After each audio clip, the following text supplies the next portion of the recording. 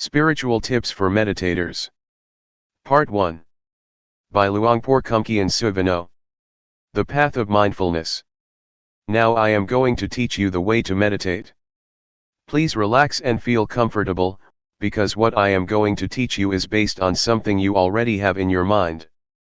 The teaching that I am going to instruct you in is based on something which is real and genuine, the truth. And the truth cannot be deceived. It cannot be deceived by neither the master nor the students. The master cannot deceive the student and the student cannot deceive the master, once either of them has realized or understands the truth.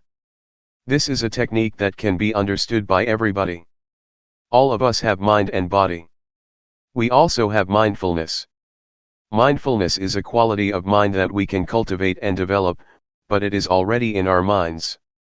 Once we are mindful or once we are awakened to mindfulness, all of us are the same, but if we do not have mindfulness or if we are not mindful, we are different.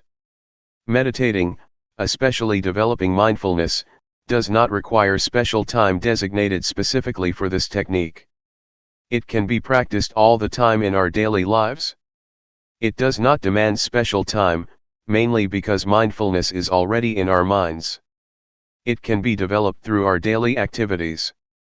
If we practice properly, we will feel that our lives are normal. We cannot practice for others but have to practice for ourselves. We cannot learn from others but have to learn from direct experience. We have to learn by realizing the truth in our minds. The meditation cannot be achieved from memorizing texts or reading books. We have to experience the reality in ourselves. For example, when we think, we have to see, observe, and experience the reality of thoughts, how they arise and how they fade away. These can be learned through direct experience, not through reading books or memorizing texts. What I am trying to convey is what I have realized from direct experience, not from analytical thoughts or knowledge of texts. This realization is based on direct experience that everybody can achieve or realize for himself. When we practice on what we already have. We have body and mind. We practice by using our body as an object, our body's movement. When our body moves, when our hand moves, we should just be aware. The hand is real, the body is real, and our awareness of them is real and can be cultivated. The more we practice, the more awareness we accumulate. This way of practicing asks us to accumulate awareness, until it becomes the dominant quality of our minds. Once everybody has total awareness, everybody will be the same in the sense that their lives are normal. But if we do not have awareness, we behave differently out of hatred, greed, and delusion, which disrupts our lives so that we contradict each other, preventing harmony and creating disunity. So, the point is how to cultivate awareness. The key to Buddhist meditation is cultivating awareness, and I am going to instruct you how. Once we understand and practice by ourselves, we will know ourselves better and live our lives properly. Now I will demonstrate. Everybody, please place your palms on your thighs, sit comfortably, and open your eyes. First turn your right hand onto its edge from your thigh, raise it to the height of your chest, and move it to your abdomen. Turn your left hand from your thigh, raise it to height of your chest, and move it to your abdomen. Move your right hand to your chest, move it out, lower it to your thigh, and turn it down. Raise your left hand to your chest, turn it out, lower it, and turn it down. Again. Please try to be aware of every movement, aware, not focused. Feel the sensation of your body. Just make it natural. Just feel it. That is the way to develop awareness naturally. Sometimes thoughts will sneak into our minds, just open yourself up to them but don't follow them. Once we are aware of our thoughts, we return to our body, to the movement of our hands. This method does not encourage one to stop thinking but just to be aware of it. In fact, we cannot stop thinking because it is the nature of our mind to think. We should be open to all kinds of thoughts, but do not follow them or repress them. Just be aware. With awareness, we will be firm and not react to our minds, either positively or negatively. This is the introduction. I would like you to try, to practice, to feel yourselves and see how it affects your mind. When you place your hand on your thigh, do you know where your hand is? Once you know where your hand is, you have already cultivated knowingness, that is to know, to feel where your hand is. And the practice of mindfulness is based on this awareness. When you turn your hand on your thigh, do you know the position of your hand? You know where your hand is, right? Raise your hand. Is it on your thigh? Where is it? Who knows the position of your hand? You or other people? Can anybody know for you? Is it only you that can be aware of where your hand is? No, no, no, be aware, be aware, be aware. Do not force your mind to focus or concentrate on every minute of your movements, just feel every step intervally, and don't focus your mind to feel like a straight line of feeling. That's not the right way. The only thing you have to do is be aware. Don't analyze or try to reason what you are going to do or why you are having such thoughts. Don't analyze or rationalize any of your thoughts. Do not make judgments, whether this thought is good or not, just be open to it, be aware of it, with no blame, no repression, and no stopping, just be receptive to the thoughts. This will enable awareness to develop quickly. Keep practicing, keep doing, and keep being aware of your body's movement. It does not need to be the movement of your hand, but can be the movement of your breath. When you breathe in and breathe out, these are also your body's movements. When you walk, try to be aware of your walk, be aware of whatever your movement is. Be aware of every position, and whatever you do try to be aware of only one posture. When you walk, just be aware of your walking, do not be aware of your breath. But if you want to be aware of your breath, that's okay as long as you choose only one object. Do not use too many objects or they will confuse you. The point is that whatever thoughts arise, just be aware, and come back to your body's movement. Do not be caught up in your thinking process or your thoughts. If you feel tired or tense after sitting for a long time, change your posture. While you change your posture, please be mindful, don't change it hastily out of impulse or out of unmindfulness. During your walking meditation, you can either fold your arms across your chest or clasp your hands behind your back. Keep your hands properly, it will enable you to walk slowly with mindfulness. About 8 to 12 paces of walking will do for the meditation. Do not walk for too long a length or your mind will be easily distracted. If you walk at my speed, in 1 hour you will walk 4,000 paces. If you know every pace, you already have 4,000 units of knowingness in 1 hour. It will accumulate and can change the quality of your mind. Anyway, if you become distracted or you forget and become unmindful, when you walk or move your hands, that's okay. Do not blame yourself or feel unhappy when this happens. Just let it go and start again. When a thought disturbs your mind, let it be. Do not try to repress or suppress it. Just feel open to it. It will fade away automatically. This is the nature of the mind that we can realize through meditation. Now, let's try to experience it ourselves. After practicing for an hour, you may come back and we will have a question and answer session for 30 minutes. How was your practice? When you felt distracted or caught up in your mind, did you see the difference between them? Did you realize when you were caught up in your thoughts? Did you see the difference when you came back to your body's movement, or became aware of the movement of your hands or walking? Once you did that, did you see that the thoughts just ceased or passed away? When you are caught up in your thoughts or overwhelmed by emotions, you may forget to move your hand, or you may move it but have no full awareness of your body. That's okay, but try to return to your hand's movement or to your walk. Once you are aware of your body's movement, you are already a practitioner. A Dhamma practitioner develops awareness. This is the only duty of the practitioner.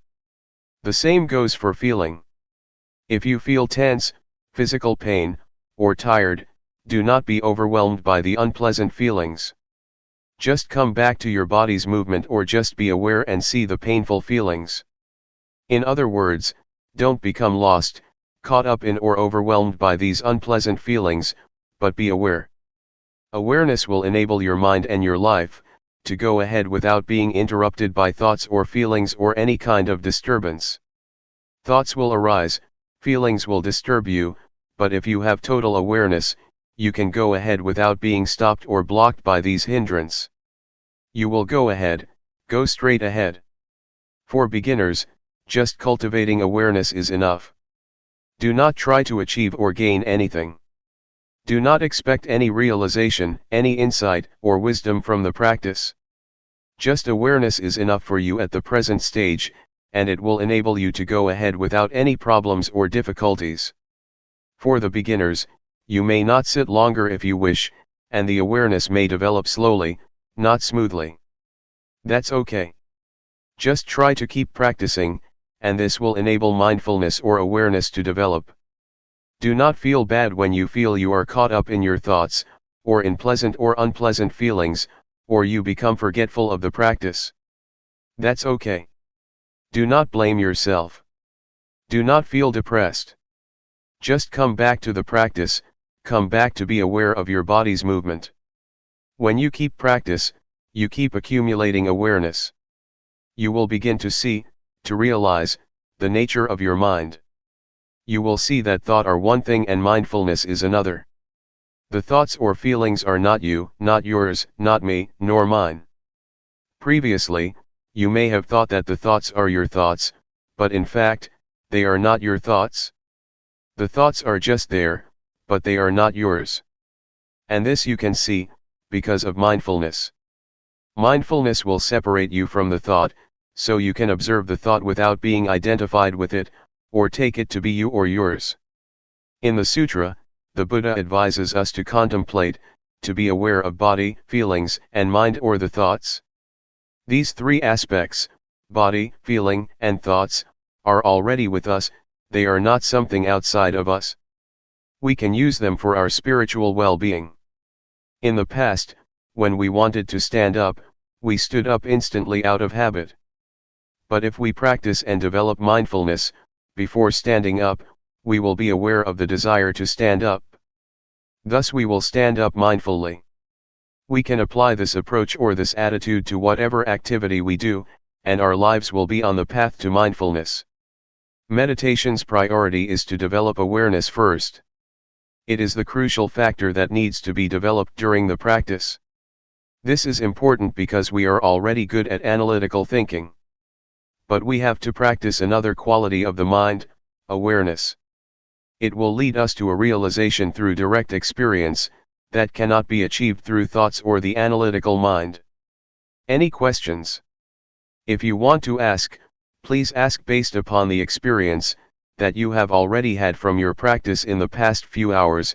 Do not ask through the analytical mind.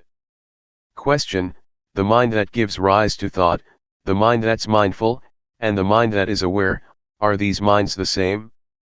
Answer: practically speaking, you can see the three. You can see the scattered thoughts, or you can observe the mind. This can happen when you are aware of your body. When you are aware of your body and a thought arises, your mindfulness will come and watch and be aware of your thoughts. You can see the difference, differentiate between your thoughts and mindfulness or awareness. Without being aware of your body's movement first, it is difficult to see the difference between your thoughts and your mind. Question: when you observe a thought, is the thought in the past? Answer: once you are aware of a random thought, it is in the past, but if you are not aware of it, it is the present. The random or unintentional thought is the kamma, a kind of action, a mental action that can lead to other consequences, either good or bad. If you become aware of it, awareness will halt that mental action, thus getting rid of whatever consequences that might have happened. Question: is this practice of using your body as a meditative object for the training of samadhi? Answer: the awareness can lead to calmness, if you are caught up in or dwell on the calmness that is the samatha, calmness meditation. But if you lift your mind from the calmness and observe the calmness, then it is insight meditation. So it depends on how you deal with calmness. If you dwell in the calmness, it is a calmness meditation. If you observe the calmness, it will lead to insight meditation. Question: is this awareness the same as the Buddha's? Answer: the awareness mentioned above is the same as the quality of Buddhahood. It will lead to total insight. This kind of practice also includes the threefold training: morality, concentration, and wisdom. Question: do you mean that awareness includes threefold training? Answer: the threefold training is not awareness itself, but is based on awareness.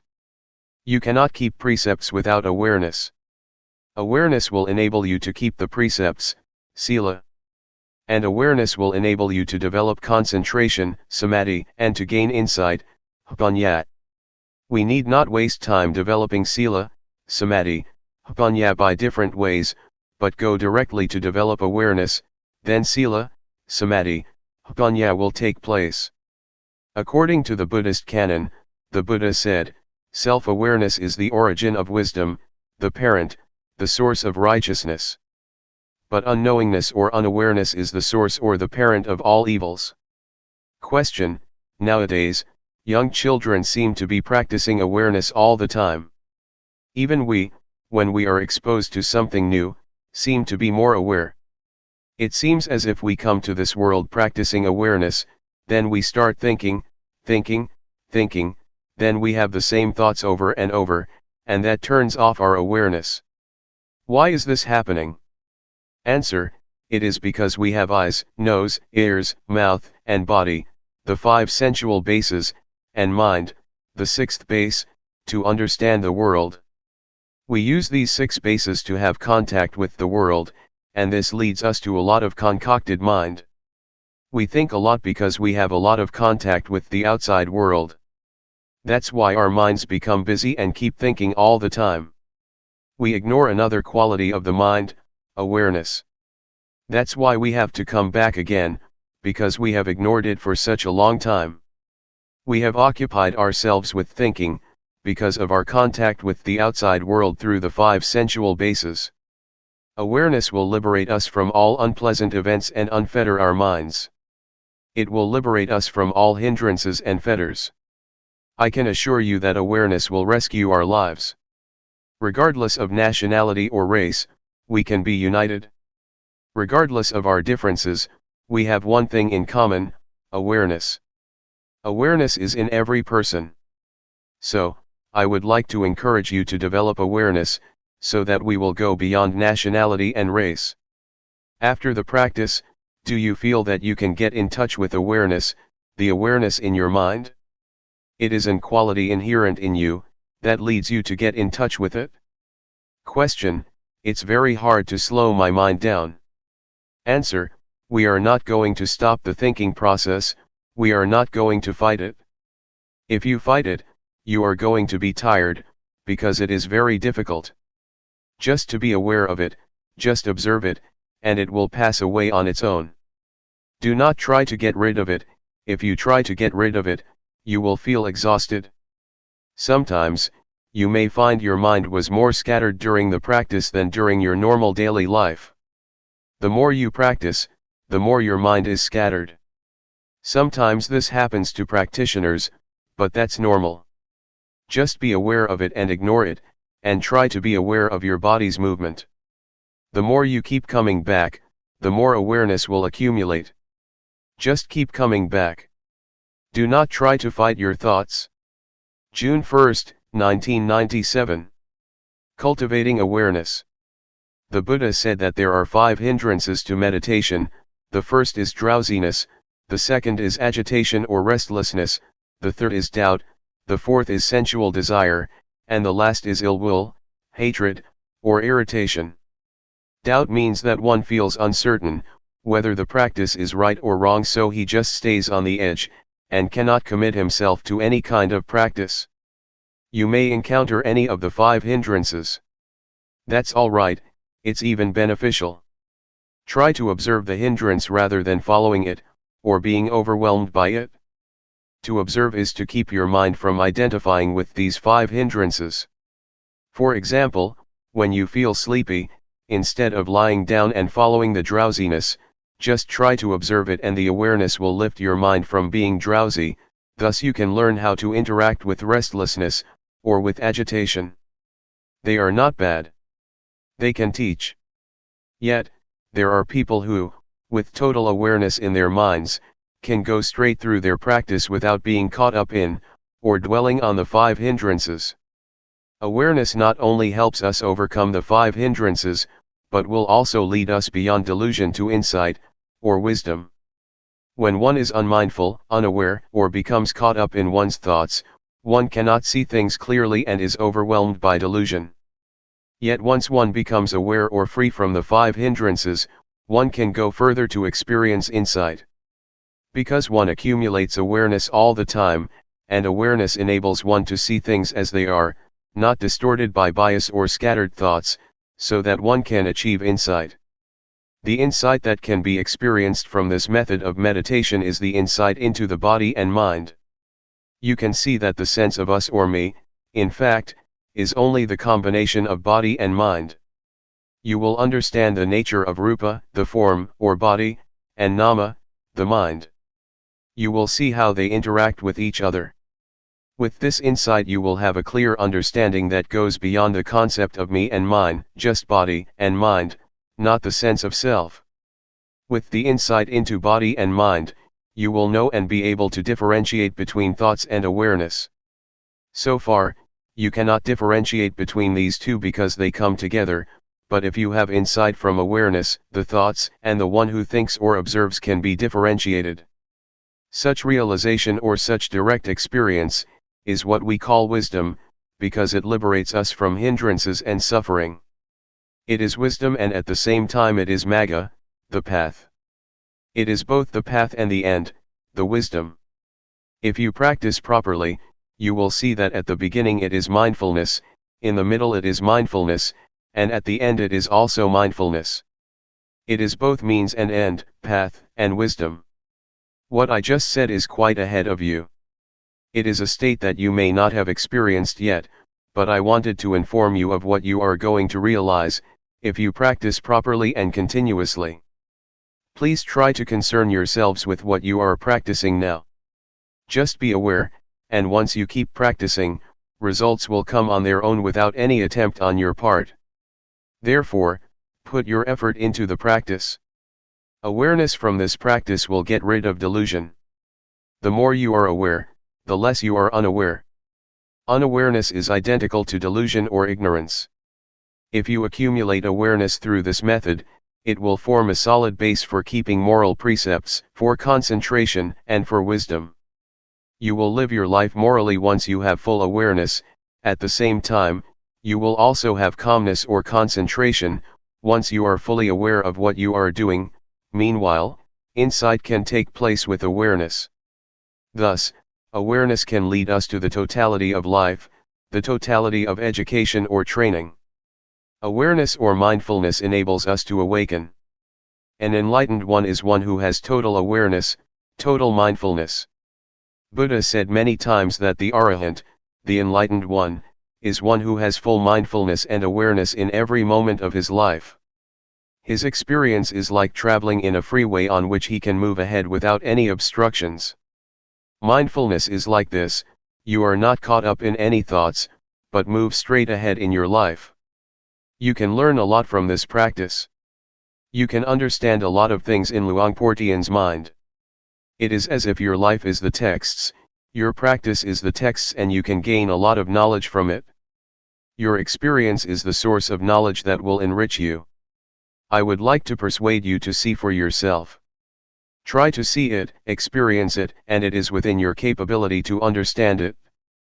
I would like to encourage you to learn more and more from the practice. This is not some kind of propaganda or an advertisement, but just an encouragement. Practice like this is sort of forming a new habit of awareness. Right now, we have the habit of unawareness, of doing things out of habit without awareness, but if we accumulate awareness, a new habit will be formed, and whatever we do, after we practice properly, we will be aware of our daily movements. But if we do not practice, we will easily fall back to delusion, to our forgetful habits. So, please try to accumulate awareness and try to be mindful.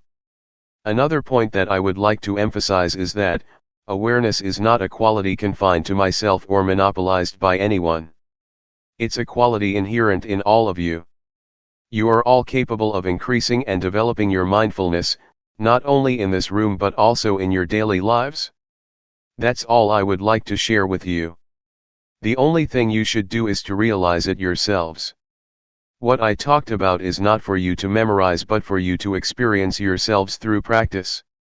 Both of us will stay here for more than a month. Should you have any problems, please come and talk with us.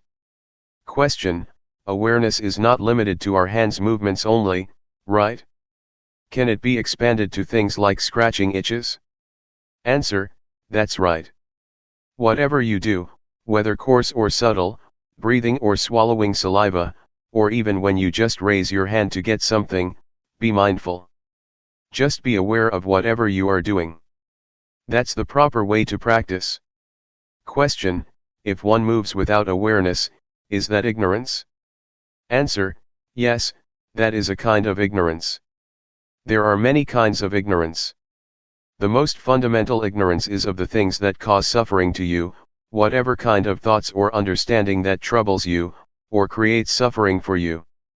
Question: the Buddha's awareness is the same awareness that we are talking about, except his awareness is continuous, right? Answer: yes, it is the same, but the awareness of the Buddha is not only continuous, but is also awareness in its totality, awareness that replaces ignorance to the extent that there is no residual of ignorance left. But for us, we still have ignorance, our awareness still broken. Question: what is the difference between the awareness of Sotapanna, Sakadagami, Anagami, and Arahant? Answer: the awareness of these four enlightened beings are different in terms of degree, and also in terms of quality. The first stage of enlightened being, Sotapanna, has awareness that can get rid of the strong sense of self and uncertainty.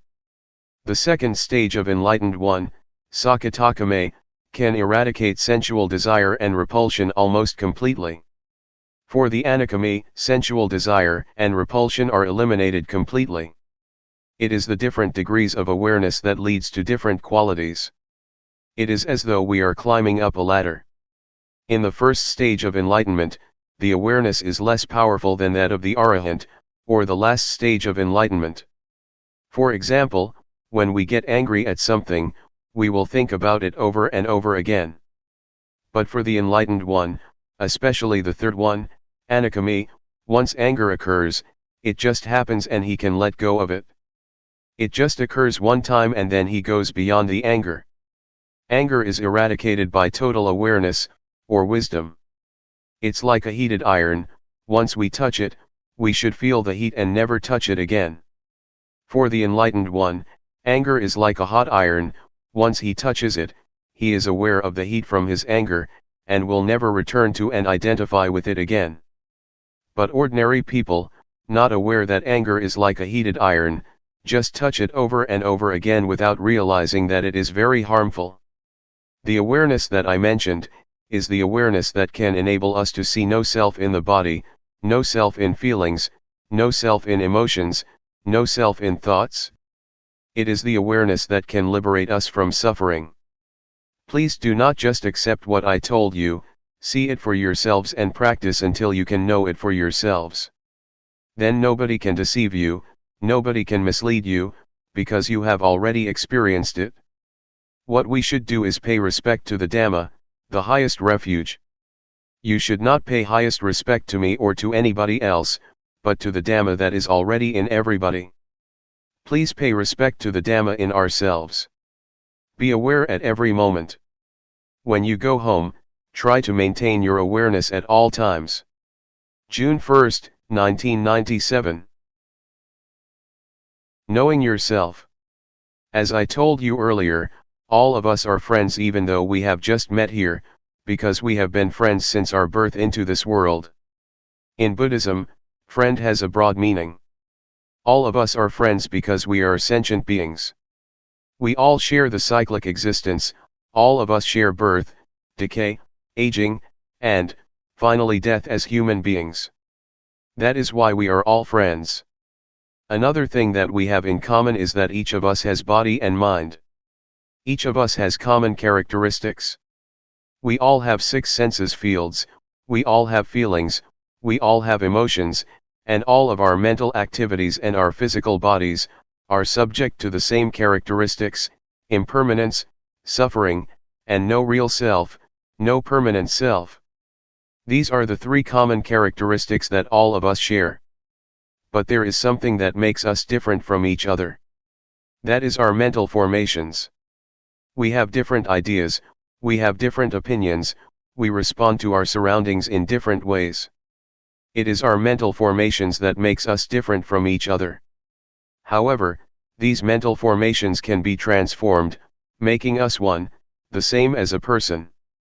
Previously, I said to many of us here that, despite our different characteristics, although there are various kinds of people, we can be the same if we have mindfulness. If mindfulness prevails in our lives, we will be the same, but it will be different if unawareness or unmindfulness prevail, because they make us behave differently and perversely. Anyway, I would like everyone here to feel comfortable when you are listening to Dhamma. You should feel comfortable because I am going to speak about what you already have: mindfulness, calmness, clear comprehension, and self-awareness. All of these qualities are already present in your mind. I would like to take this opportunity to share my experience of how to be one with the Dhamma, to apply and integrate Dhamma, or the truth, into our lives. 3 years ago, when I first came here, a Western student asked me, "What brings you here? What do you know? What knowledge do you bring with yourself?" I replied that the only knowledge that I have is knowledge of myself. I just know myself. So, he asked, "What do you mean by knowing yourself?" Instead of giving him the answer, I demonstrated by turning my hand on my thigh and resting it there. Then I asked, "Have you ever been aware of yourself while you rest your hand continuously for 7 days? Have you ever had that experience of knowing yourself, of being aware of yourself for 7 days?" He said, "No, I cannot do that, I do not have such experience." So I persuaded him to try cultivating awareness with the practice of raising the hand, dynamic or sati meditation. Later, he had a glimpse of awareness, of knowing himself. Can you follow me? Am I difficult to understand? After practicing like this for 1 or 2 hours, the Western student came to see me and shook my hand, saying, "Oh, you are the one that I have been longing to find for many years." Knowing yourself is necessary, because if you do not know yourself you will be overcome by grief, selfishness, anxiety, ill will, and irritation. But once you are aware of yourself, you will be free from these sufferings. What we should learn and cultivate is the experience or state of mind that can liberate us from suffering, so that we can live without suffering. This is what I try to learn. I do not know how to make money or how to increase my pride, I do not search for honor or seek admiration. What I try to learn is the way out of suffering. The experience I mentioned is what we call Dhamma, or the truth. It is the truth that frees us from pain or affliction. It is the Dhamma that leads us to enlightenment, to be totally awakened. The truth, or Dhamma, is what makes one a Buddha. It is an experience can be shared not only by monks, but by everyone. This insight into nature brings us all into the oneness, to be the same. What I tell you is not speculation, but from experience developed by following the path of the Buddha. It is what the Buddha has already said. It is the outcome of the practice that the Buddha developed, the 4 foundations of mindfulness. That is, to be mindful of body, of feelings, of mental formations, thoughts, or emotions, and of all existence in nature. Question: can people who have jobs that require a lot of concentration, such as scientists, maintain awareness while concentrating on what they are doing? Answer: it is possible to have both concentration at work and awareness of what we are doing. In fact, concentration and awareness should go together. You cannot concentrate if you are not aware of your thoughts or of distractions. Once we are mindful, once we are aware of the distractions, we can concentrate because we are able to remove the distractions. Not only does mindfulness help us to concentrate on what we are doing, it also helps us to use our intelligence more effectively. Mindfulness is like the master who tells how to use our intelligence properly. If you do not have mindfulness, or if your mindfulness is very weak, it is not easy to use the intelligence and information that you already have in a beneficial way. Mindfulness is like the software that tells us how to retrieve the information for this purpose. In Thailand, we compare mindfulness to the captain who controls and guides the ship and intelligence to the engine. So the captain controls the engine in the same way that mindfulness controls intelligence, to make the most use of it. So the answer to your question is twofold: mindfulness and awareness are both important. They enable us to concentrate and to use our heads, or our intelligence, properly in a beneficial way. Question: when I have a lot of problems, I seem to lose awareness of my body. Is that okay? Answer: it is normal that at that moment you cannot be aware of your body, but you still have to be aware of the thoughts in your mind. It is okay, because awareness means being aware of both your mind and your body. For those who have to think, it is at that moment that they should be aware of their thoughts, but it is not necessary to be aware of their bodies. Question: when I am reading, I am not aware of anything else. Is that also a form of meditation? Answer: yes, it is a form of meditation, if you hear the noises around you but do not pay attention. If you concentrate on reading, but are aware once you feel something strange outside, and you can turn your attention from your reading to the outside, it is a form of meditation. But, if you concentrate and try to cut yourself off from your surroundings, then, it is not mindfulness meditation. Question: are mindfulness and awareness the same thing? Answer: technically speaking, they are not the same but work together very closely. Mindfulness means sati in Pali. Awareness means sampajanya. But sati and sampajanya are very close, they are twins. In Thailand we call both sati and sampajanya mindfulness.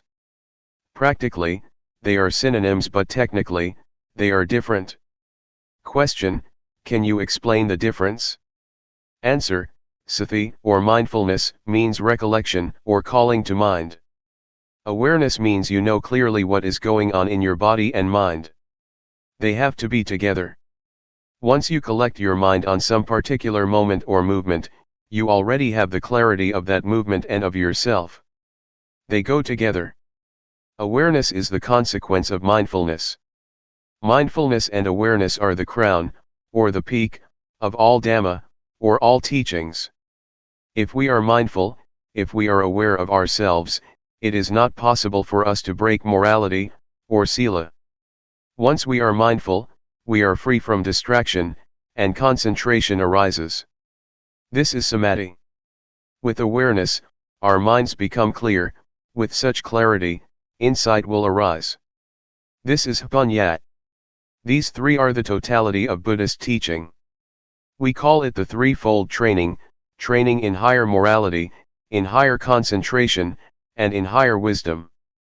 That is why mindfulness and awareness are called the crown of the Buddha's teachings. It is the teaching as a whole. With mindfulness and awareness, samatha and vipassana are possible. Samatha means calmness meditation, vipassana means insight meditation. These two types of meditation are possible with mindfulness and awareness. Question: the atmosphere was so dynamic, going from one thing to another, acquiring one thing and then another, another.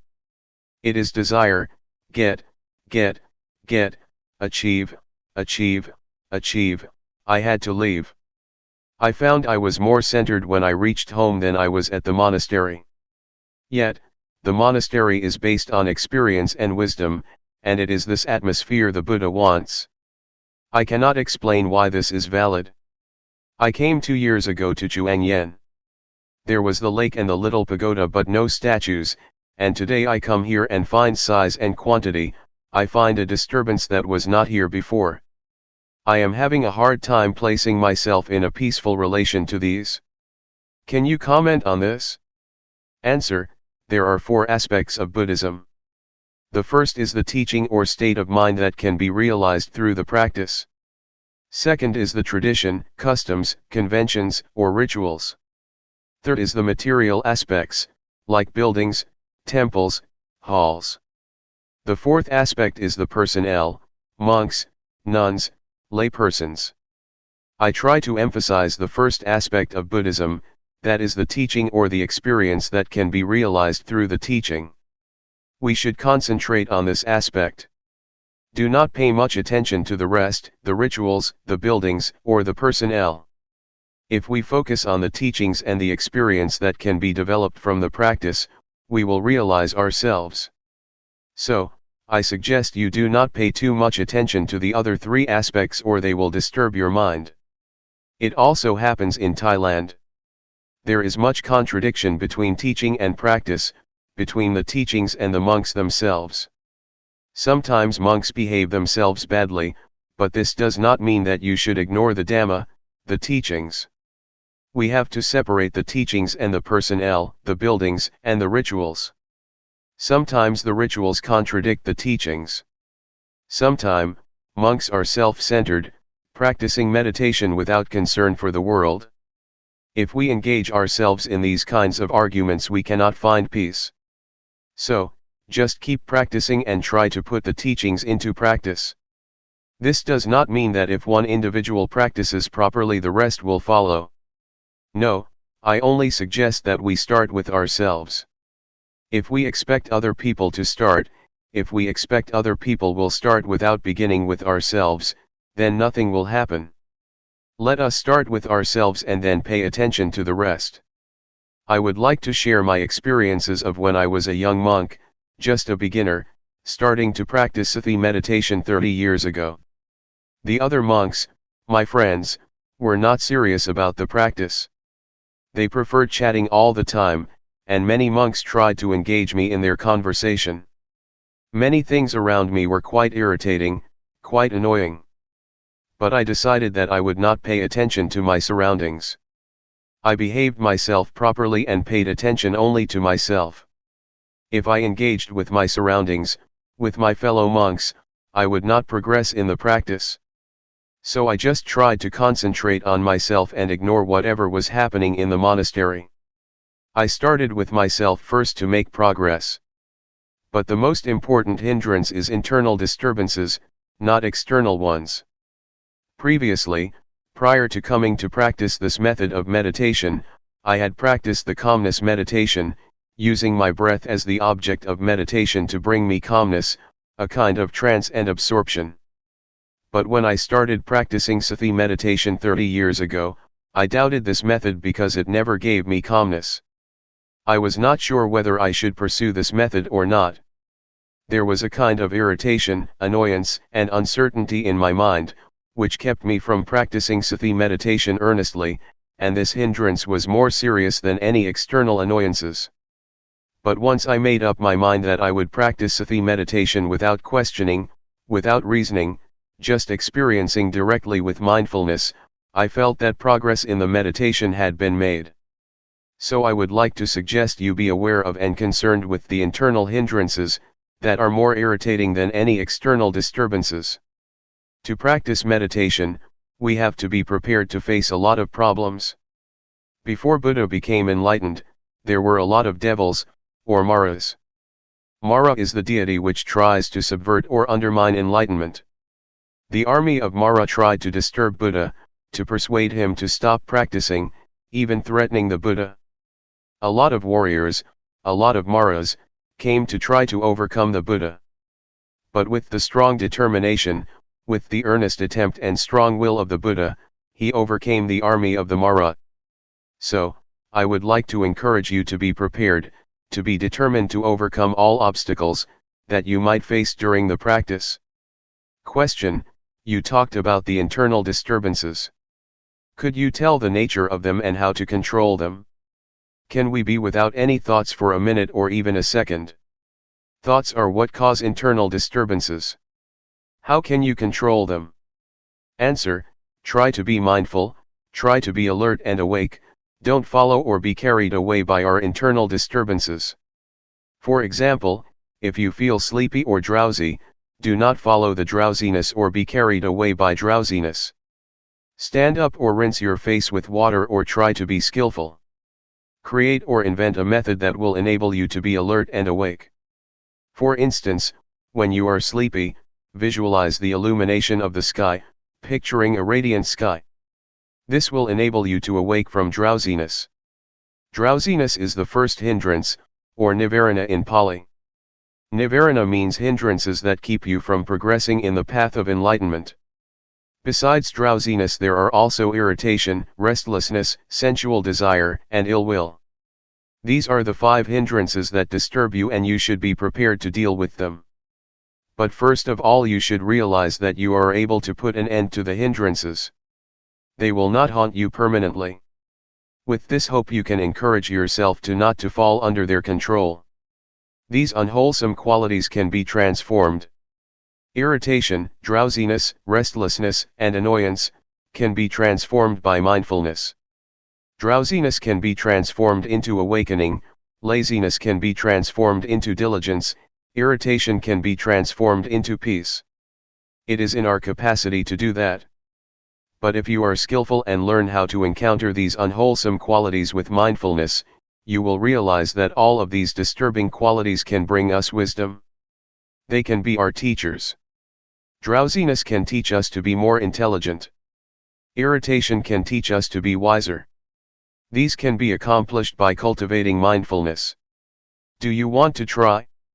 Tomorrow we will start a 7-day retreat.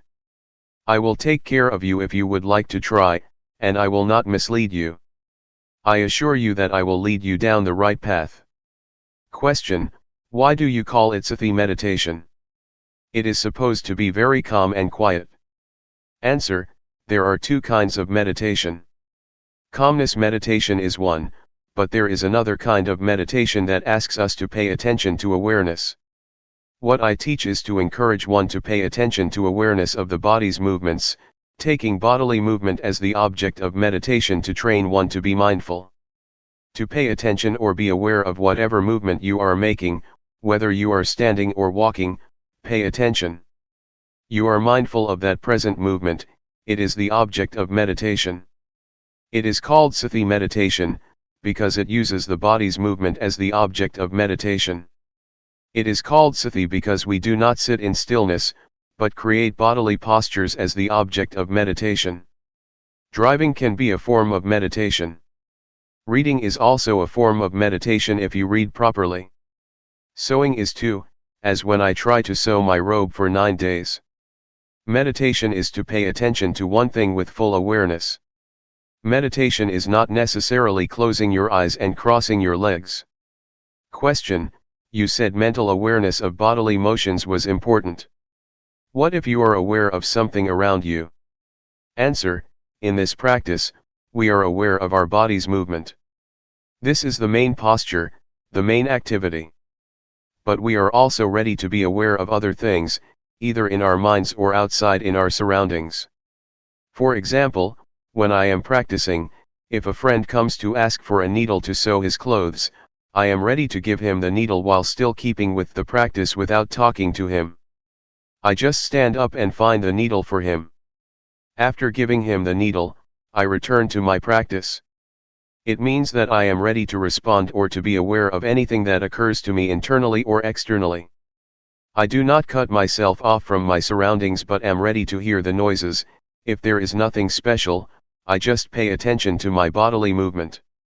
Question: you are also a social worker. Do you teach Sati meditation to the people you serve, and how effective is it in helping them? Answer: I teach many who are receptive to my teachings, but there are still a lot who do not practice what I try to teach, because they are busy, occupied with their careers. Most of them are busy farmers with no opportunity to practice. I myself have to preserve the forest by my temple, keeping the illegal loggers away. Sometimes I try to teach them meditation too, but it is not easy. Drug addiction is also a problem in my village.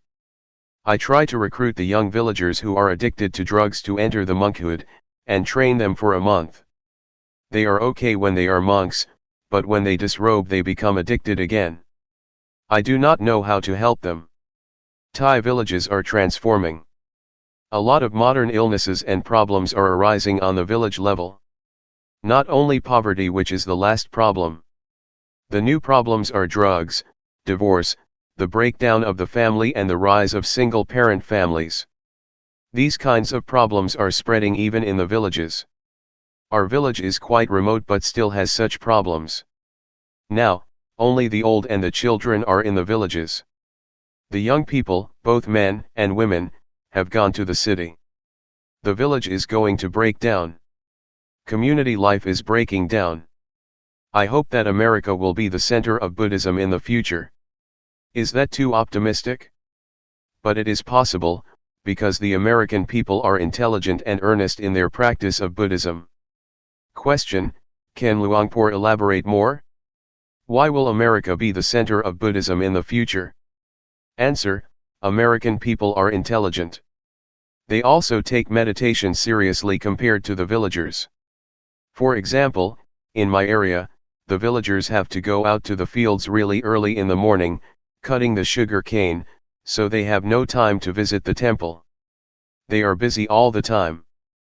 But here, many of you live far away but can still spare the time to come here to practice meditation, while my villagers living next door to the temple have never showed up.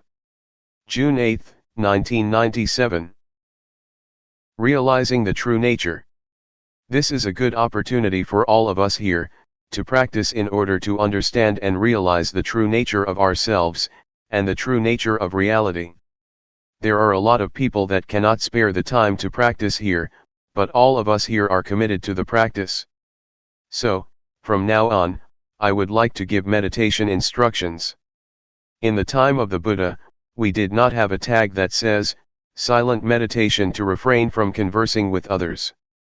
But it is in accordance with the principle that the Buddha established, that it is good for one to not see, hear, or talk while he is practicing meditation. If we have to speak, we should speak mindfully; if we have to see, we should see mindfully; if we have to hear, we should hear mindfully. We come here to practice meditation, to cultivate mindfulness. Mindfulness is already a quality of our mind. Practicing meditation to cultivate mindfulness, we encounter a lot of obstacles, a lot of disturbances both in our minds and from the outside. So we should learn how to cope with them skillfully. For example, when you practice, you may feel pain, be tense, or tired after sitting for a long time. You need to change your posture, changing your position from sitting to standing or walking. But before standing up, you should remind yourself to stand up mindfully.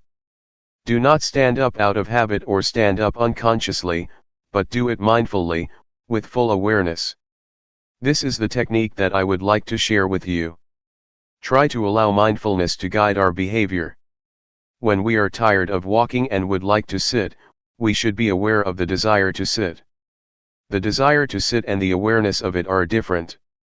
With awareness, we can see our desire, our need to sit. Once we can see clearly, we are aware of our desire to sit, then we start to sit. This is how we use mindfulness to lead or guide our behavior. Do not be overwhelmed by feelings of pain, tension, or physical strain. Try to resist our habitual tendencies, because our habitual tendencies will lead us to delusion, to forgetfulness, and to ignorance. It is tempting to abandon our practice, so we have to resist, to go against the stream of habit. For example, before the Buddha's enlightenment, he sat near a stream and was determined to practice to the end until he reached enlightenment. Since he was not sure whether he would achieve enlightenment or not, he put a plate on the stream to see whether it could go against the stream or not. If it could go against the stream, that would mean he would achieve enlightenment, and he found that the plate could go against the stream. This is analogous to his determination to resist the habitual tendencies, which led him to enlightenment. So, I would like you to try to follow his path, to always be aware. Be constantly aware of your body's movements. When you raise or move your hand, keep being aware of your body's movement. Do not let yourself stuck on anything else, be it high or low, pleasant or painful. Just be aware of your body's movements. For beginners, I would like to suggest you meditate in two postures, sitting and walking, sitting and moving your hands in a rhythmic pattern. But, if you want to try to meditate with breathing, and you feel that it can develop your mindfulness, that is fine. However, I would like you to practice in only two postures. Try not to use the lying posture because it is not good for mindfulness. Also, in daily life, keep practicing mindfulness when you are changing your posture. For example, when you go to the dining hall or to the toilet, be mindful in every posture, in every movement you make, whether it be in this room or outside. Avoid judging whether this is right or wrong, or keeping asking yourself, am I doing this correctly? Try to avoid the sense of right or wrong. Keep practicing, simply practice. Do not be anxious. Avoid skeptical doubts. Just keep practicing and try to be aware of what you are doing. That is all. It is not too complicated. For beginners, avoid worrying about the method, because it will obstruct your practice. Just go ahead and practice and you will learn from your experiences. Otherwise, you will keep questioning yourselves and halt your practice. If you have questions, feel unsure, or feel doubt about the practice, come to see me. Do not ask other people. Do not worry about right or wrong, do not keep asking yourself whether you are practicing right or wrong. Your direct experience will tell you. The truth will reveal itself. When you practice, you become aware of mind and body. The insight into your mind and body, the insight into the nature of mind and body, will tell you without your asking yourself whether this is right or wrong. Let the direct experience tell you. Question: what is awareness? Answer: awareness is to be aware of the sensations of the body, to be aware of what you are doing at the present moment, whether it be eating, or some particular meditation object that you choose, such as breathing. If you choose breathing as the object of meditation, you become aware of that. That is the awareness that I mentioned. Just be aware of the whole process, not the details. Place your hand on your thigh. Are you aware of it? Right hand up. Are you aware? Just be aware that your hand is on your thigh, that is okay. Then, raise it up and move it to your abdomen. Turn up your left hand. Be aware. Raise it up and move it to your abdomen. Move your right hand to your chest. Turn it out and lower it to your thigh, and turn it down. Raise your left hand to your chest, turn it out, lower it, turn it down. Again. Are you really aware of the movement of your hand? Do you just think that you are aware, or do you really experience the awareness? Now, pay attention to your breathing, inhale, exhale. Can you feel the sensation at the tip of your nose or at your abdomen? Question: can one observe the tip of his nose and abdomen at the same time? Answer: you have to choose. How is your awareness? It does not matter what object you are going to be aware of. You can move or shake your fingers and use them as the object of your awareness. It is the same awareness. You can apply it to other positions or other postures, try whatever gives you clear awareness. Sometimes you may feel doubts, and the awareness is not clear after practicing for a length of time. You may need to change your posture, to raise your hand, to touch your body, or to breathe, changing your object of meditation to breathing. Just be aware when you are changing your posture, so you feel the new sensation. But this is only temporary. Afterward, you will resume your main posture, sitting or walking. After repeating it, you may feel drowsy because of the repetition. You become sleepy. You need to change and then resume the main posture. It is a technique to awaken yourself so that you can have clear awareness. Awareness becomes clearer and clearer with your alertness. It is enjoyable if you try to use variations, try to initiate, invent, or apply many things to yourselves to solve your problems. You will enjoy this and be at ease. Easy. My master sometimes changed to the posture of paying respect to be alert, to awaken himself. As for walking meditation, try to either fold your arms across your chest or clasp your hands behind your back, and walk not too slowly and not too quickly, about 8 to 12 steps. Do not gaze too far. Do not lower your head too much. Just stare at the floor about 2 meters from your feet. If you gaze too far, you will be distracted, but if you lower your head too much, you will feel tense. Feel free to choose any posture you like, but try to spend a length of time with the posture you choose. Do not keep on moving or changing all the time. When you feel tired with a posture, do not change it suddenly. Try to delay, to go beyond the time limit, try to go a little bit further. If you feel tired and you change postures right away, that is not good. Try to go further to strengthen your will, your mind, your determination, and your body. When you move your hand, keep your eyes open. Do not close them.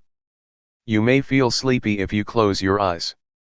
I do not have a problem when I practice with closed eyes because I do not feel drowsy. The first hindrance is sleepiness or drowsiness, and you may be stuck in the calmness. You will feel attached to the calmness from meditation, and it will give you nothing but calmness, no insight, no clarity of mind. So do not become stuck in the calmness. When you repeat your practice and do not have many distractions, it is easy to be calm and then become attached to it, and then stuck in it. Feel relaxed when you walk or raise your hand. Do not be tense or try to achieve anything, otherwise you will become tense or worried whether the practice is right or wrong. You will be distracted. Just feel relaxed and do it with ease. If you feel relaxed, you can overcome a lot of difficulties. In Thai, there is a saying that says, "Face the tiger with a calm and cool mind." So do not take it seriously, do not try to get it right. It is okay if your mind wanders or is carried away. That is okay. Start again. There was a story of a Zen monk. A woman was pregnant out of wedlock and her parents asked her who the father of the baby was. The lady, since she did not want to disclose the identity of the baby's father, said that a Zen monk in the local temple was the father. So the parents went to the temple and cursed him. The monk just replied, "Is that so?" He never replied more than that. Later, the baby was born. The parents took the baby to him since he had to be responsible for the baby. The monk just said, "Is that so?" He never complained or denied the accusation. He just took care of the child. But later on, the lady felt guilty that she had caused a lot of trouble for the monk, so she confessed to her parents who the real father of the baby was. The parents felt bad that they had treated the monk very badly. So they went to the temple and asked for forgiveness. But the Zen monk just replied, "Is that so?" This is a stable mind. The mind that keeps constant never changes. Whatever situation it is, be it good or bad, the mind is still the same, the behavior is still the same. That is all for tonight. June 8, 1997. The balance of the mind. You have to bear in mind that words or language have their limitations, they cannot express or convey all conditions of mind, but you can see for yourself what happens to your mind during the practice. We try to cultivate awareness of our body's movements. To do that we have to keep our minds in balance. If our minds turn outward, that is they are distracted by external conditions or overwhelmed by stimulated thoughts, we cannot have clear awareness.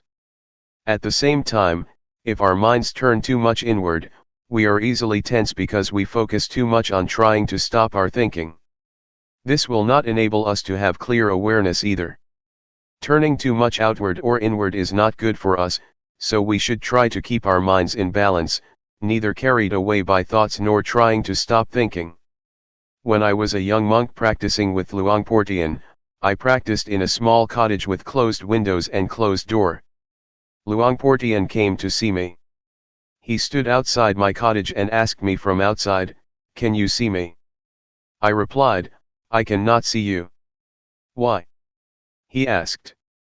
"Because I am in the cottage and you are outside," I replied. Luangpor Teean then asked, "How can you see me?" I replied, "I have to open the door so that I can see you." So, Luangpor Teean asked me to open the door. When I opened the door, he asked me to stand at the threshold and then asked me, "Can you see me?" I said, "Yes." "So, you can see outside of your cottage?" "Yes," I replied. He asked, "Can you see inside your cottage?" I said, "Yes." So, Luangpor Teean emphasized, you should practice like this, that you can see both outside and inside, not to practice with the closed mind that you cannot see anything but inside yourself. This is not a good practice. You should practice with a mind that can see outside and inside. This is what he taught me. Luangpor Teean's instruction will be fruitful if we do not only reflect it, but try to follow or bring it into practice. If we just speculate on he taught, it is useless. We have to bring it into practice and see for ourselves how it works. The point that Luangpor Teean emphasized is to keep our mind in the middle, not too much outward nor too much inward. The only way to do that is to feel, to stay on the basis of awareness. In order to have clear awareness, we have to keep our minds in balance, neither falling into distractions nor forcing our minds to concentrate, or putting much focus on any one point of the body. To be aware is to see, to notice the heat, to notice the cold, to notice pleasure, to notice pain, to be aware when our minds become high, and also to be aware when our minds become low, not to fall or be overwhelmed by each opposite of our mental states. Just let go of high and low, heat and cold, keep your mind unaffected by them. This is the middle way. This is the path that the Buddha described, the middle way. Those who force the mind to concentrate on the body's movement, or try to stop thinking, are what he described as trying to turn inward. That is, trying to stop thinking, or trying to force the mind to focus on a particular point of the body's movement. It is easy to get physical problems doing that. You may find it difficult to breathe or feel your chest tense. In this situation, it will be more fruitful to turn our minds outward, to our surroundings. For example, for anyone who has such symptoms, or is tense because of an overly inward-oriented mind, I would try to persuade that person to notice his or her surroundings. That is to turn their minds outward so that it will be in balance. In this case, outward orientation or outward attention is useful. It is not bad all the time. It can be useful, if we are to solve the problems of balancing our minds. A few years ago, there was a case in Thailand where a villager, who was very earnest in the practice, took his practice very seriously to the point of where his hands became so stiff, he could not move them. He did not show up for the morning chanting session, which started around 4 o'clock, and I did not see him in the dining hall at breakfast time either. I wanted to see what happened, so I went to see him at his cottage after breakfast, and found him sitting with his hands stuck to his abdomen. Once he saw me, he asked for my help. He said that his hands had been stuck like that since 3 o'clock in the morning, and that it had already been 6 hours since he could not move.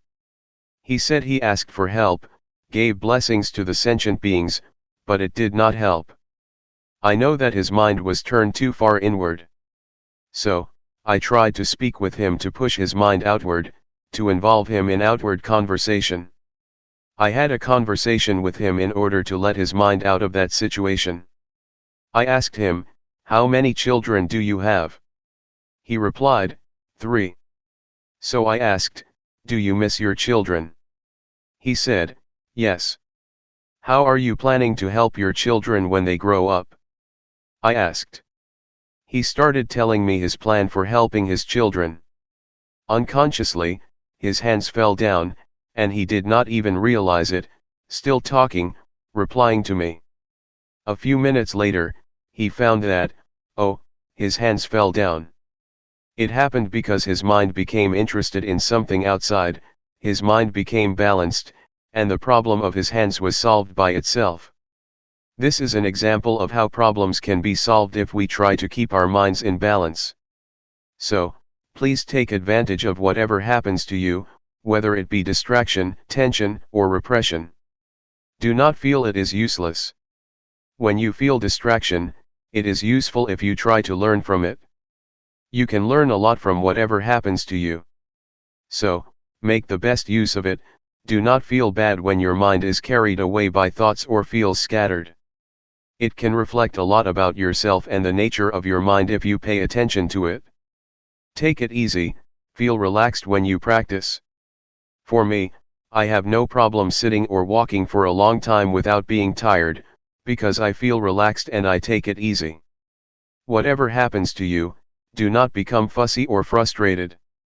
When you lose awareness, or when you become stuck in your thoughts or in your thinking process, do not be fussy about it.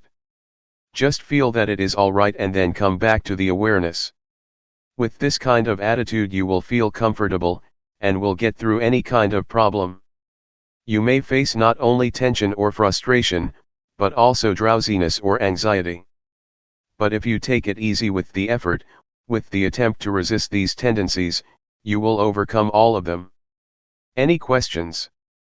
Question: you just mentioned that when you reflect you can understand more about yourself, but during the practice, aren't we supposed to not think and just be aware? Answer: yes, at this time you need not to investigate. Just be aware of it, just see it, that is enough. You will finally understand the thoughts, so you need not investigate. Just being aware of them is enough. I would like to add that once you have a better understanding of yourself and your mind, you should be careful not to fall into the trap of knowledge. Just knowing that you know is enough. If you become excited with your knowledge, it can distract you or obstruct you from being aware of your body.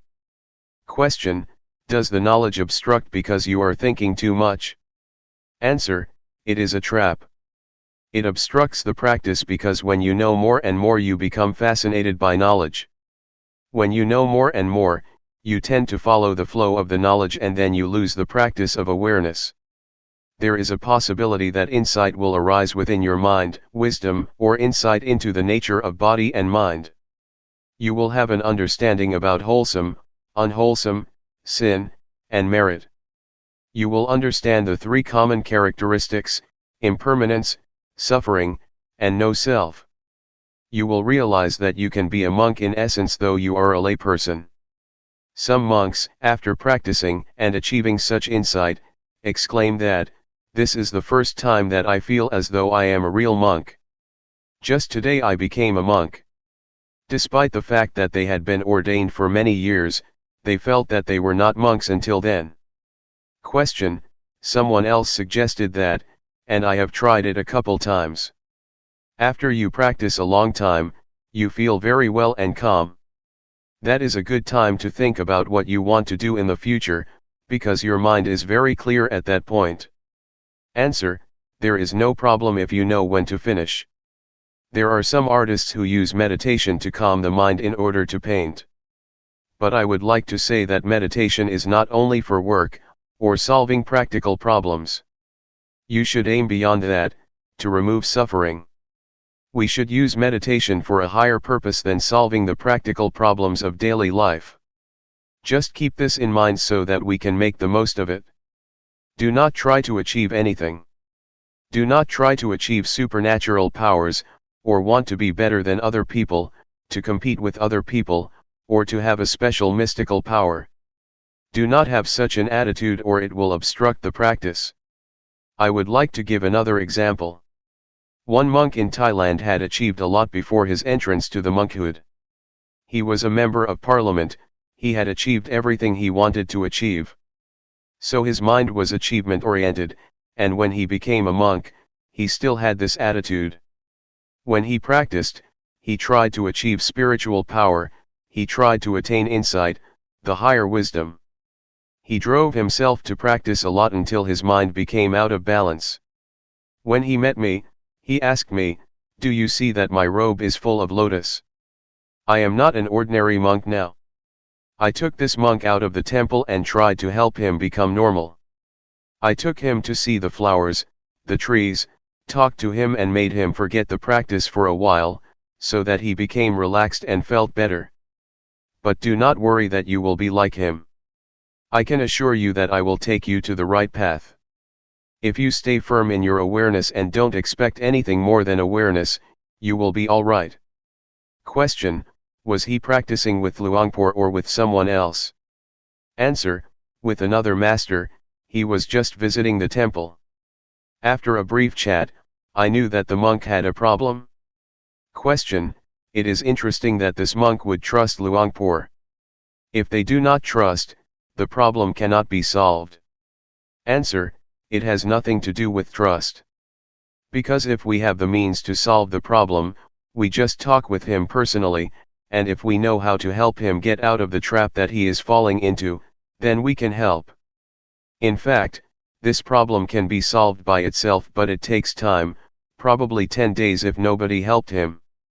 Question: I think maybe I am too inward in my practice, because when he told his interesting story I realized that all the tension in my back was leaving. After I went outward and listened to his story, I started to forget all about the pain. I still have a congested head, but I can see now that my back tension is releasing. Answer: it is okay. Whatever happens, do not be worried. You should learn how to solve the problem yourself. For example, when you become tense, try to look outward, see your surroundings and pay attention to them. This will help balance your mind. Question: I have noticed that when I go outside to walk around the pond, I feel more relaxed than I do in here. When I work in here, I feel more tense. When I work out there, it feels lighter to me. Answer: do not worry about whether your practice is right or wrong, do not try to achieve the right practice, just keep your mind relaxed and feel comfortable, going beyond anxiety or desire. Question: Luangpor mentioned earlier that hindrances can be helpful, so sleepiness or things like that can be helpful, we just need to resist them. I am just thinking, for example, that today I feel drowsy, and I have been staying with it. I am just thinking that maybe it is helpful sometimes to just go take a nap. When you wake up you feel refreshed, then you can practice better instead of trying to stay with it for a long time. Answer: if your body needs rest or feels physically tired, taking a nap is alright. Even the Buddha suggested you do that if your body needs it. But we should not take a nap on every occasion, just special occasions. If you take a nap every time you feel drowsy, you will not go anywhere. Question: in Sati meditation, we use our body's movement as the object of meditation. While doing the practice, there are other sensations of the body taking place, such as the stomach growling, legs going numb or coughing, etc. Where do we place awareness? Answer: when you cough, do it mindfully. When you feel tense or when you feel tired or have physical pain, sometimes it is not good to resist it. You have to reduce that pain by changing your position from sitting to walking, etc. You have to learn how to reduce this kind of suffering, it also depends on the case. For example, when you feel pain at your neck, you are aware of it, but you should not concentrate on or pay attention to it. You should just continue the awareness of your hands movement. But if you feel tired and your body needs to relax, then you should change postures, or if you have gas in your stomach, the gas should be released mindfully. Question: can you define mindfully please? Answer: you are aware of it. Mindfulness and awareness are interchangeable. Practically speaking, they are the same, concomitant, twins. So, to be mindful is to be aware of that particular thing. Question: but when you talk about awareness, you are talking about your senses, right? What you feel, what you taste, what you hear, what you see, that is all part of awareness, right? Answer: Yes. Knowing what you see and what you hear is awareness. But for the practice, you just pay attention to the object of meditation, like the body's movement. Once, while I was practicing sitting meditation, a big snake moved towards me and it seemed to me that it did not realize that I was in front of it. So, I tried to stop it and make it aware that there was a person in front of it. I threw a matchbox in front of it, and it raised its head once it realized that there was something in front of it. Once I knew it was a cobra, I tried to protect myself without fear, without nervousness or anxiety. Since at that moment, I knew I should not move hastily, I did it mindfully, grasping my robe to protect myself. I prevented the cobra from biting me. June 9, 1997. The Threefold Training. We have to study ourselves to gain a better understanding of ourselves, otherwise, we will become the victim of suffering. Suffering will become our master, and control our minds. If we know ourselves, we become our own masters and can live our lives accordingly. Within ourselves, there is both heaven and hell, merit and evil. Our mind can be the source of happiness or the source of suffering. Pleasure and pain are inside ourselves, as are all states of mind. If we know ourselves better, we will learn how to make our lives happy and free from suffering. There is no better way to understand ourselves, to work and see ourselves internally, than practicing meditation. But normally people are not much interested in meditation. Buddhadasa, a great monk in Thailand who passed away recently, once said that people tend to respect monks, but they never listen to them or put their teachings into practice. Mindfulness meditation is the shortcut to the heart of the nature of our minds and bodies. It will lead us straight to the core of reality that is the body and mind. There is no way for us to gain a better understanding about mind than mindfulness meditation. Mindfulness helps us attain wisdom or insight into body and mind. It helps us to be clear and remove any doubts we may have about ourselves. During the practice, you may ask yourself, what am I doing? Why did I come here? What is the purpose of meditation? Will it work for me? Or you may ask yourself, is there heaven or hell? These are all questions that I asked myself 30 years ago when I was still a layman. When I met Luangpor Teean, my master, he persuaded me to practice with him. He said that, all of these questions will be answered if you practice with me. What we are doing here is trying to follow the path of the Buddha. The Buddha once said that all of us are subject to suffering. We have suffering in front of us. It has penetrated into the deepest core of our existence. Suffering dominates our lives, so we should be aware of it and try to find the way out of it. We come here to practice meditation in order to get rid of suffering. This method of practice enables us to see the reality of body and mind, to see how suffering is created. It is created from our attachments to body and mind.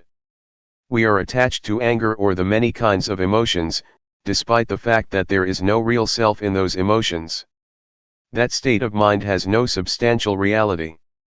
But we still cling to it, which leads to suffering. Mindfulness enables us to see clearly that our attachments create suffering and misery. It helps us see the body as it is, a combination of various factors. The fundamental elements that comprise the body are earth, fire, water, and wind. We can see clearly how these four fundamental elements make up the body. We can see clearly that the body is not self. There is no self in the body. It is just the combination of these four fundamental elements. Meditation will also enable us to see the nature and conditions of the body. All questions about the body will be solved and we will not have any questions anymore about it. The same goes for the mind, we will understand the mind with mindfulness. There are thousands of different mental activities of the mind mentioned in the Tripitaka, or the Buddhist canon. These can be understood by us, if our mindfulness is developed enough. During your practice, a lot of thoughts arise in your mind and you may often be disturbed by them. Once you know yourself clearly, you will see that suffering is caused by your attachment to thoughts and emotions. When we hear a noise, we react to it, we are attached to it, and we make judgments about it. The noise is good, the noise is bad. Whatever we see, whatever we have contact with, we always react to it and make judgments, good or bad, pleasure or displeasure, satisfactory or dissatisfactory. We are not aware that we should not be attached to these objects because they have no self, it is just a thought, not the self, and we should not make it personal. There is no person in that thought, but because of our ignorance, we grasp it and take it to be a person or make it personal by attaching ourselves to it. Mindfulness meditation helps us to see, to go beyond convention. Conventions are not the ultimate reality. They are what we assume them to be. You assume that this is good, that this is bad, I am the monk, you are the layperson, this is Guanyin Bodhisattva, etc. We are attached to convention and this makes us suffer. If we see the ultimate reality, we will see and understand that convention is just what we agree upon together. With this insight, with this understanding of conventional reality, suffering has no basis of existence. Suffering exists because we are attached to conventional reality. Once we have insight into conventional reality, and understand that it is not the ultimate reality, suffering cannot be sustained. This is the ultimate insight that we can attain if we develop enough mindfulness. The practice covers the whole aspects of the training according to Buddhism. According to Buddhism, there are three aspects of the training we call the threefold training: training in higher morality, training in higher concentration, and training in higher wisdom. When you practice and develop awareness, the awareness will keep you moral, because if you have awareness, you will not be inclined or tempted to conduct evil. Awareness will enable you to be calm and have a peaceful mind. And, obviously, awareness will bring you to wisdom, to have insight into the nature of reality.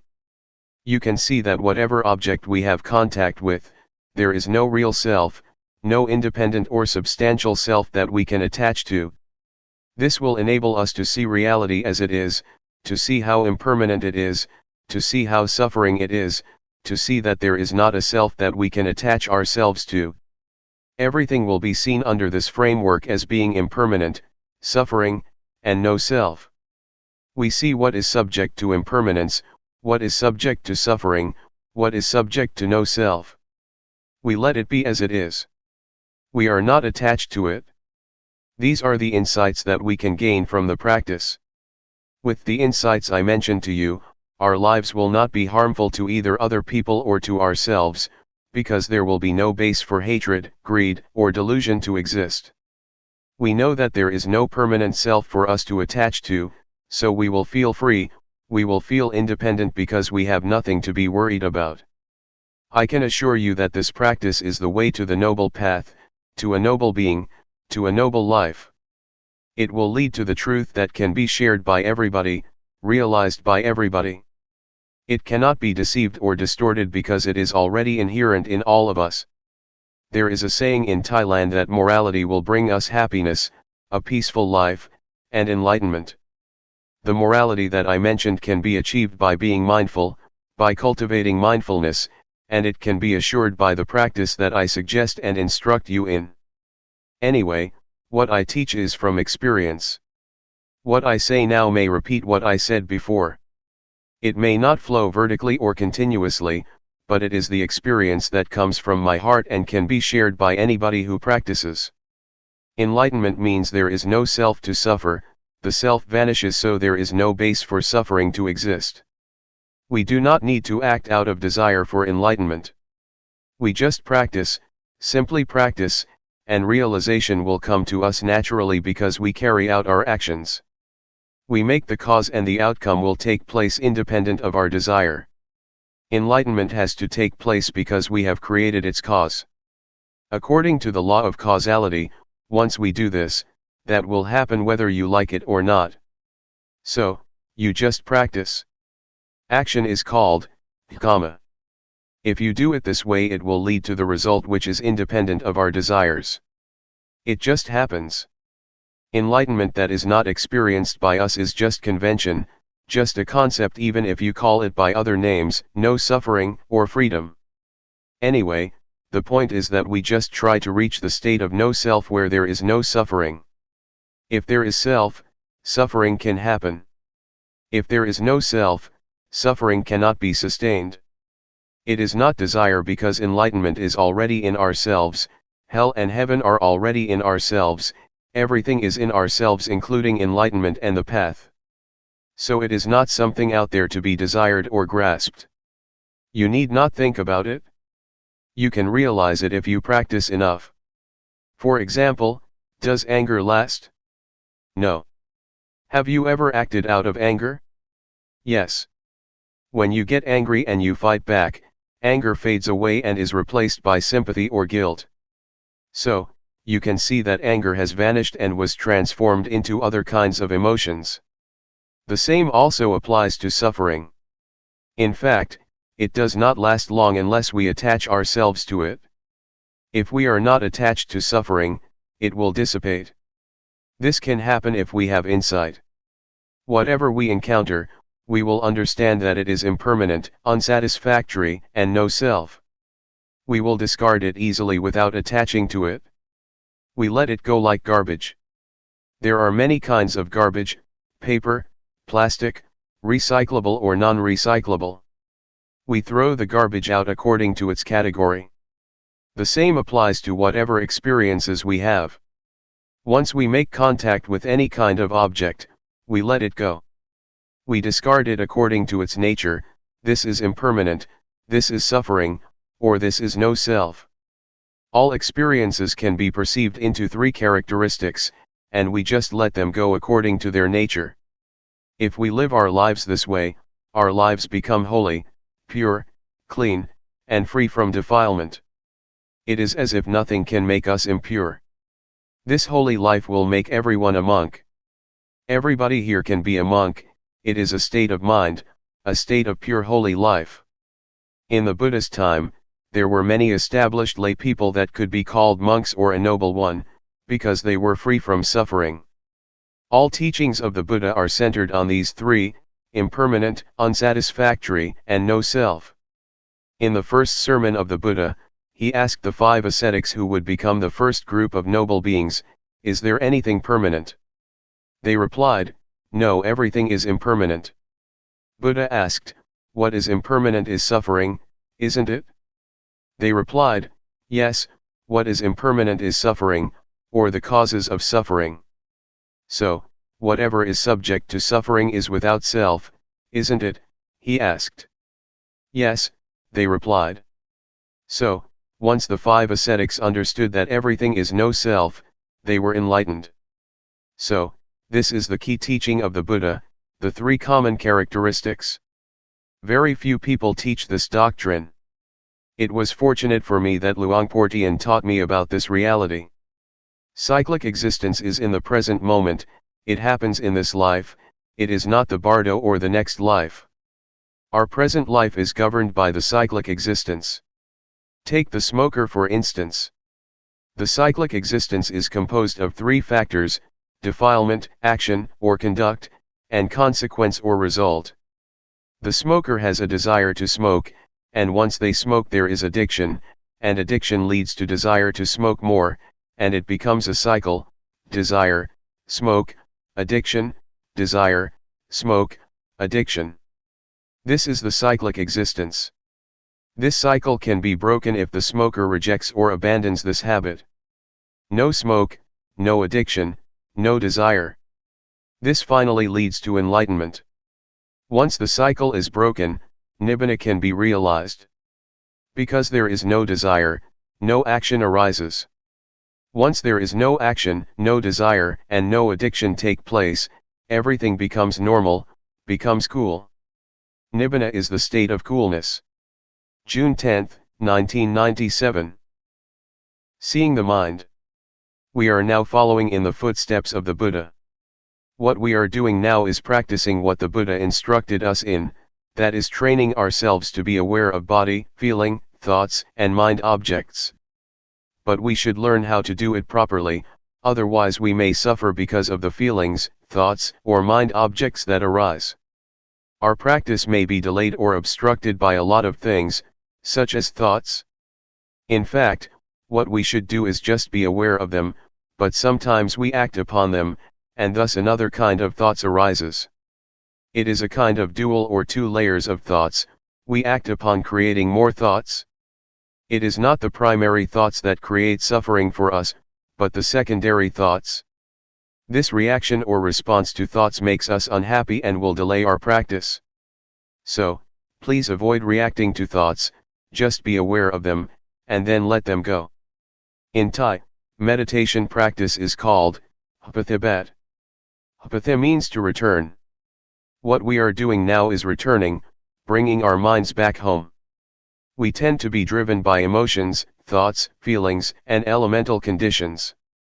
They drive our minds away from home. So, we have to bring our minds back home. This means we have to resist, to go against the stream of habit, go against the stream of thoughts or emotions. Normally, we tend to follow our thoughts, but now we try to resist them, to go against habit, and return to awareness. Awareness is our home. We have to turn our minds back to awareness, to bring our minds back home. Awareness is the point of reference, it is like a pillar that we have to grasp firmly, in order to return and not be driven by any kind of mental conditions. Mindfulness meditation covers two kinds of meditation, namely, calmness meditation and insight meditation.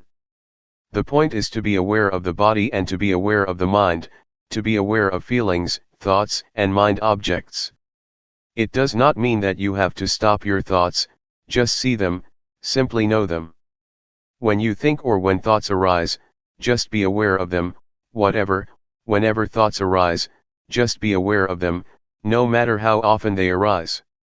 It does not matter if you have a lot of thoughts, but the point is that once one arises you are aware of it. If you have 100 thoughts, you should be aware of all 100 of them. It is not how rarely or how frequently you think, but how often you can be aware. This is what we call self-awareness, to be aware of our own thoughts. This is what Luangpor Teean emphasized. Do not be worried if you have a lot of thoughts. What you should do is be aware of whatever or whenever thoughts arise, that is all. That is the practice. If we want to attain calmness or peace, we may try to stop our thoughts or stop the thinking process, this will lead us to the calmness meditation. It will bring us only calmness and peace to our mind. This practice is like putting a stone on top of grass. The grass cannot grow. But once you move the stone, the grass will grow again. So, this kind of calmness meditation is beneficial only when you practice it. When you stop practicing it, your mind will be the same as before. So, we are not going to do that. What we are going to do is not to stop thinking but to be aware of it, to be familiar with our thoughts. The more we are aware of our thoughts, the more we are familiar with them. We will be so familiar with them that we can point our finger at them, and tell them that we will not be their victims again. We will not follow them again. This is what we are trying to do, to understand our thoughts clearly and directly, knowing that they are only the concocted or compounded beings that deceive us. But once we know this clearly, they cannot deceive us anymore, and we become their masters. We will understand that thoughts are not self, they are just the result of the concocting mind. Many practitioners or meditators may at one point be overwhelmed by various kinds of thoughts. It is like an army of thoughts is bombarding your mind. You may encounter this experience. You may feel bad, but if you keep being aware of whatever thoughts that arise, at a certain point you will suddenly become face to face with the thought. You will see clearly that it is not self, that it is not yours. The thought is there, but we do not make it personal anymore. It is not me and mine, it is not my thought, the thought is not me, it is out there, and we are not going to identify with it anymore. At that point, the thought will have no foundation to stand on to exist. It will vanish, it will dissolve. All thoughts will be dissolved instantly. This is what I call victory of the practitioner. I experienced this kind of victory, and there is nothing else except this kind of victory. I cannot explain more than this, but to ask you not to be discouraged by being bombarded by a lot of thoughts. Keep firm, stay with the awareness, with the knowingness, and then you may be able to overcome it. If you follow my instruction and are aware of body, mind, feeling, and mind objects, all of you will go straight to the target, to the end. So, keep knowing these four aspects of reality. You will gradually understand the nature of these realities, and you will be able to realize that once you hear a sound, it is just a sound you hear. Once you see a form or an object, you just see it, no more than that. So, the body, feeling, mind, or mind objects will not be able to trap you. You will not be subjected to their influence anymore, and you will be able to see these four aspects, these four kinds of realities, the way they are. There is no more than that. Take feeling, for example. If you are not aware of it, once one arises, it will not be just a feeling. It will be more than that. You will judge this feeling. Is it bad? A lot of convention, a lot of values will come into play because you are not aware of the feelings. This is good, this is bad, this is desirable, this is undesirable. So, many kinds of values and judgments come into play and there will be no end. The same is true of mind or thoughts. If you are not aware of them, you become judgmental and will go on, endlessly. So, just be aware of them and they will be finished, it will be ended. Feeling will be just feeling, emotions will be just emotions, and mind objects will just be mind objects, and no more than that if you are aware of them. So stay firm, stay only with awareness, and do not push yourself too hard. Just feel free and do not be worried. If you cannot do it, if you cannot be aware of it, that is okay. Do not feel bad for yourself, do not feel regret, oh, I made a mistake. No, just forget it, just go ahead with your practice. Eventually you will realize the truth through awareness. With awareness the truth will reveal itself. The truth of feeling, the truth of mind, the truth of mind objects, and the truth of body will reveal themselves without your memorizing from texts. These truths cannot be memorized, but it is in your capacity to realize them. From my personal interview, all of you have already experienced what is in yourselves. You did not experience something in your imagination. What you explained to me during the past few days is what you have experienced. It is inside yourselves, it is useful.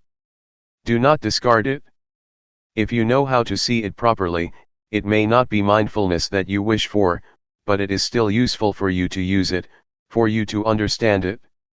So, just try to learn from it, and it will give you insight or wisdom. What we have experienced so far is not beyond the realm of body and mind. This is the physical body, and feelings, thoughts, and mind objects are in the realm of the mind. So you did not experience something out there. It is already in your body and mind. Try to make use of it skillfully. Luangpor Teean told me that the training of the mind is to see the mind, to look into it, not to seek for calmness of mind.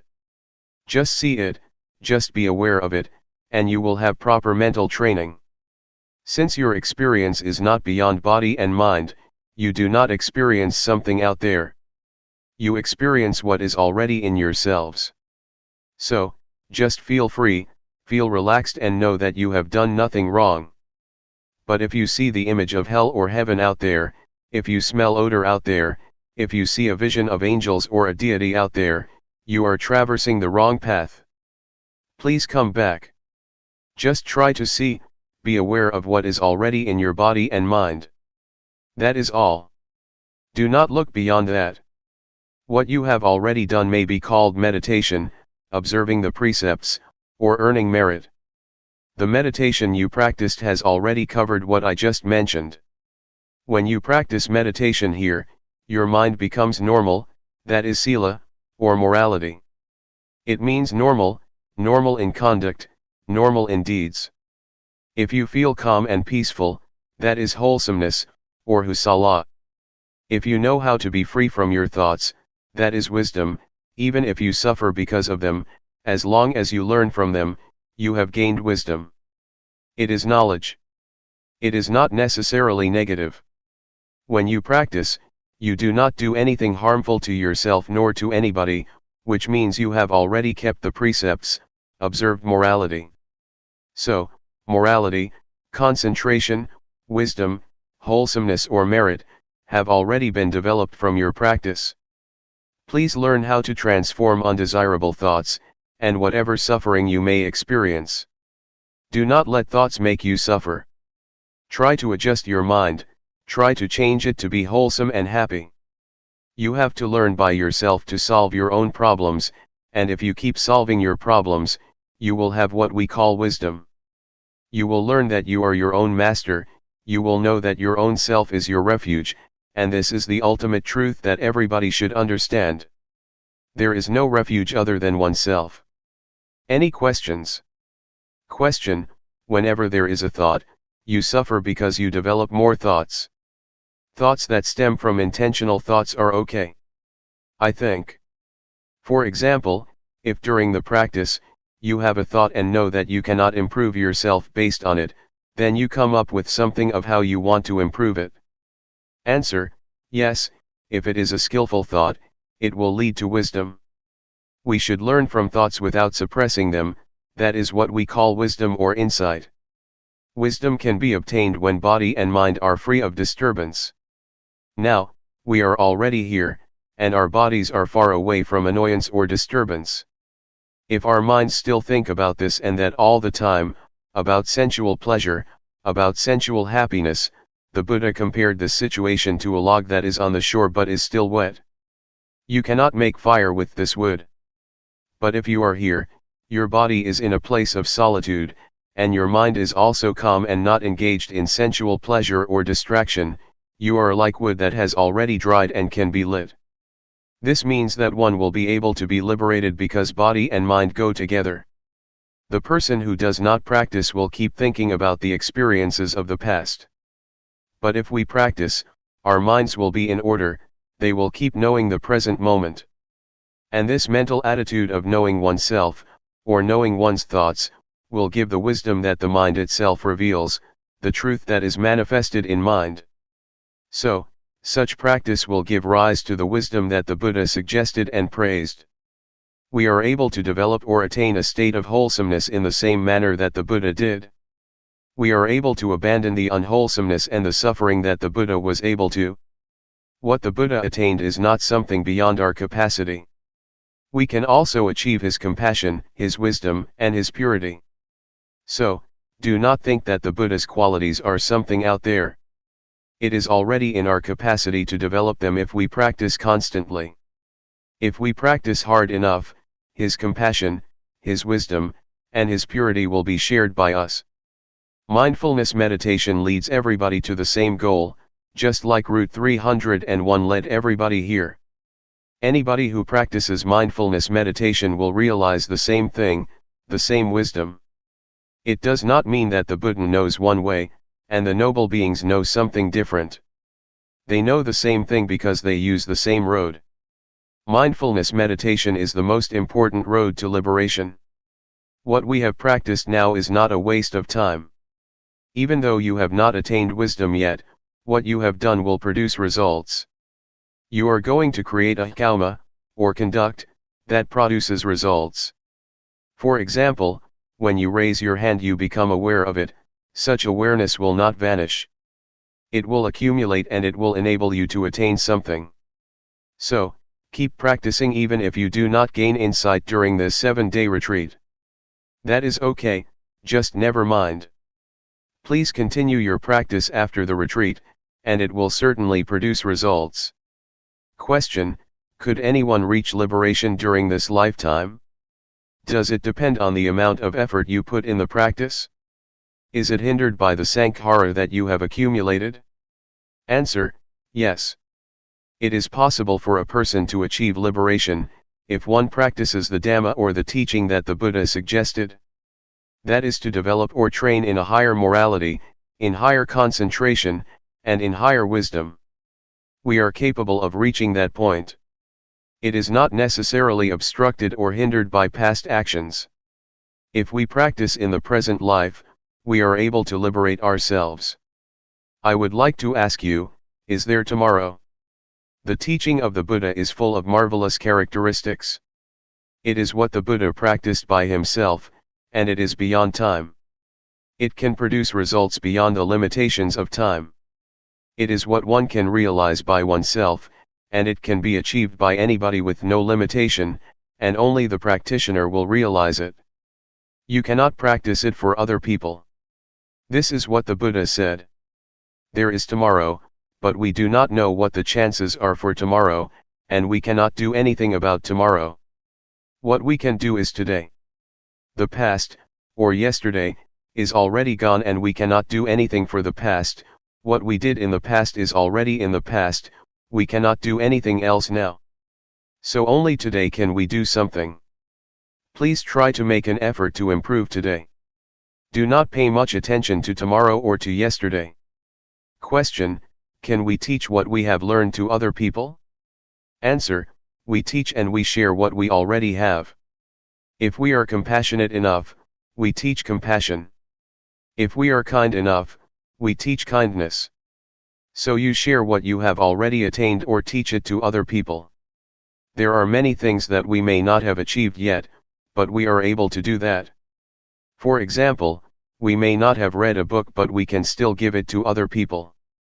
It is like food that we do not eat but share with other people. We do not benefit from it, but we can give the benefit to other people. We just try to help as much as we can. If we find children in trouble, we should try to help them as much as we can. There are many levels of Dhamma. If you live your life according to the moral precepts, you do not harm anybody, you do not kill, you observe the 5 precepts, you have already attained some level of Dhamma. So you can teach if you behave properly. But for the higher levels of Dhamma, one has to attain some level of insight in order to teach other people, but in reality nobody can teach anyone, we can only teach ourselves. Question: I have a question on seeing thoughts. Over the years, I have been practicing, worrying over the quality of thoughts. Thoughts can be strong and there may be many thoughts coming. I am wondering, if, over time, as I keep practicing, will the nature of my thoughts change so they are not as strong, not as quick, or will you just see the thoughts and they will improve? Answer: yes. The unintentional thoughts or undesirable thoughts that cause suffering will change. Their nature will change if you keep looking at them, and at the same time you may be more adept at looking and seeing. Your capacity to look and the nature of thoughts will both change, and your unintentional thoughts will improve. Everything is subject to change, even hatred, greed, and delusion will change if there are sufficient factors to produce the change. It is the law of nature that everything is subject to change, because everything depends on various factors. Luangpor Teean once made an analogy of the state of enlightened mind. An enlightened mind will not hold on to or attach to sensual pleasure, or anything that causes suffering. You just let it pass, let go of it. But if you are an ordinary person, you just grasp this greed, hatred, or sensual pleasure. Even if this is the anger which causes suffering, we still grasp it, and we enjoy it, enjoy getting angry. So, this is the mind of general people who never practice, they cling to happiness and suffering. People do not turn away from suffering, they cling to it and do not let it go. I ran a summer camp. The small novices had a quarrel and wanted to fight with each other. I tried to keep them from kicking and striking each other, but they still wanted to punch each other. They wanted to preserve the anger, they clung to it and would not let it go. So, this is the state of ordinary minds, of ordinary people. When the eyes of the enlightened one make contact with a form, a visual object, to see is just to see, there is no clinging to the form or to the visual object, it just falls down and suffering cannot exist. There is no attachment to the eyes or to the mind. But for ordinary minds, once the contact has been made, they cling to the noise, to the object, and cannot let them go. In fact, Luangpor Teean compares it to clay. If you throw it at a wall and it sticks, it is like an ordinary mind, you cannot let it go. You just think about it over and over, and you become happy or suffer. But for the enlightened mind, it is like dried soil, you throw it and it never sticks to the wall but just falls down. You just see it but nothing happens. Question: is appreciation of beauty a judgment? Answer: that this is beautiful or this is ugly is just convention.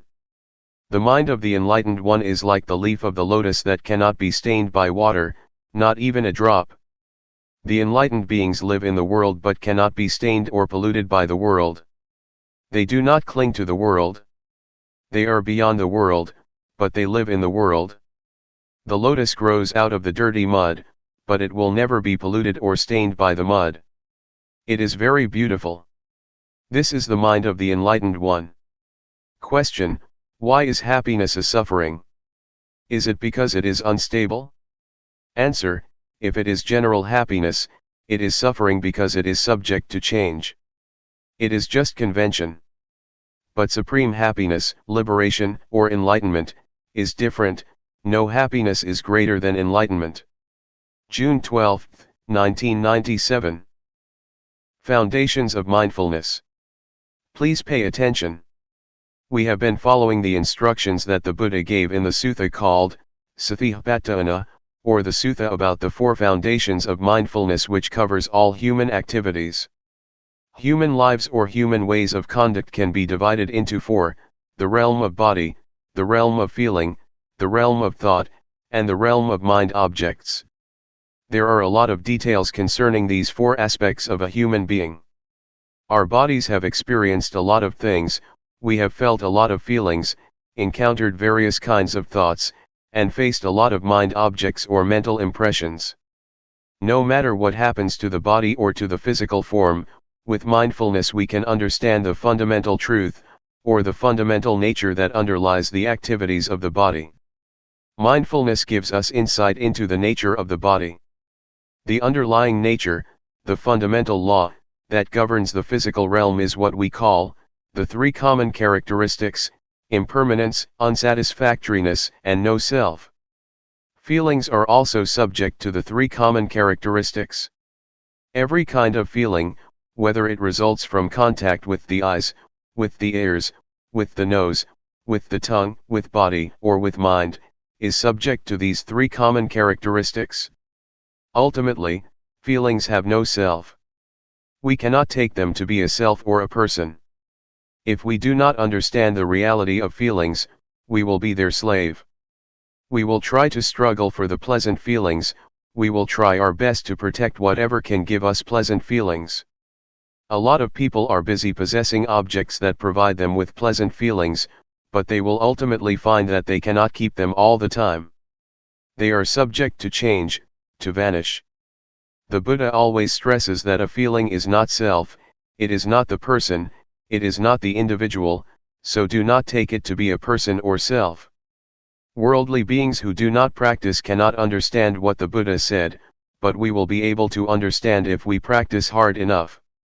During the past few days we have been here, we may not have attained this insight yet, but it is within our capacity to see, to understand, and to have insight into the nature of feelings. We should understand mind or mental formations too.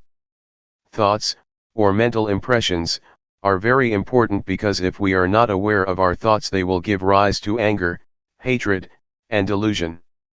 They will give rise to pleasure, pain, sorrow, happiness, and a lot of conventions. Law, rules, regulations, and all sorts of things will come into play and your thoughts will proliferate without end. Thus we should learn to understand the thinking process. Can we see thoughts? Can we know the thoughts that arise in our minds? Do we follow the thoughts or do we just know them, just be aware of them? Do we suffer because of thoughts or do they make us happy? Can we see how thoughts are not self? Are we able to see them as void or empty of self? If we understand and see the thoughts that arise in our minds, thoughts are no big deal. We will become their master. But if we do not know the thoughts in our minds, they will control our lives, they will be our masters. To practice mindfulness meditation, we start by cultivating awareness of our bodies.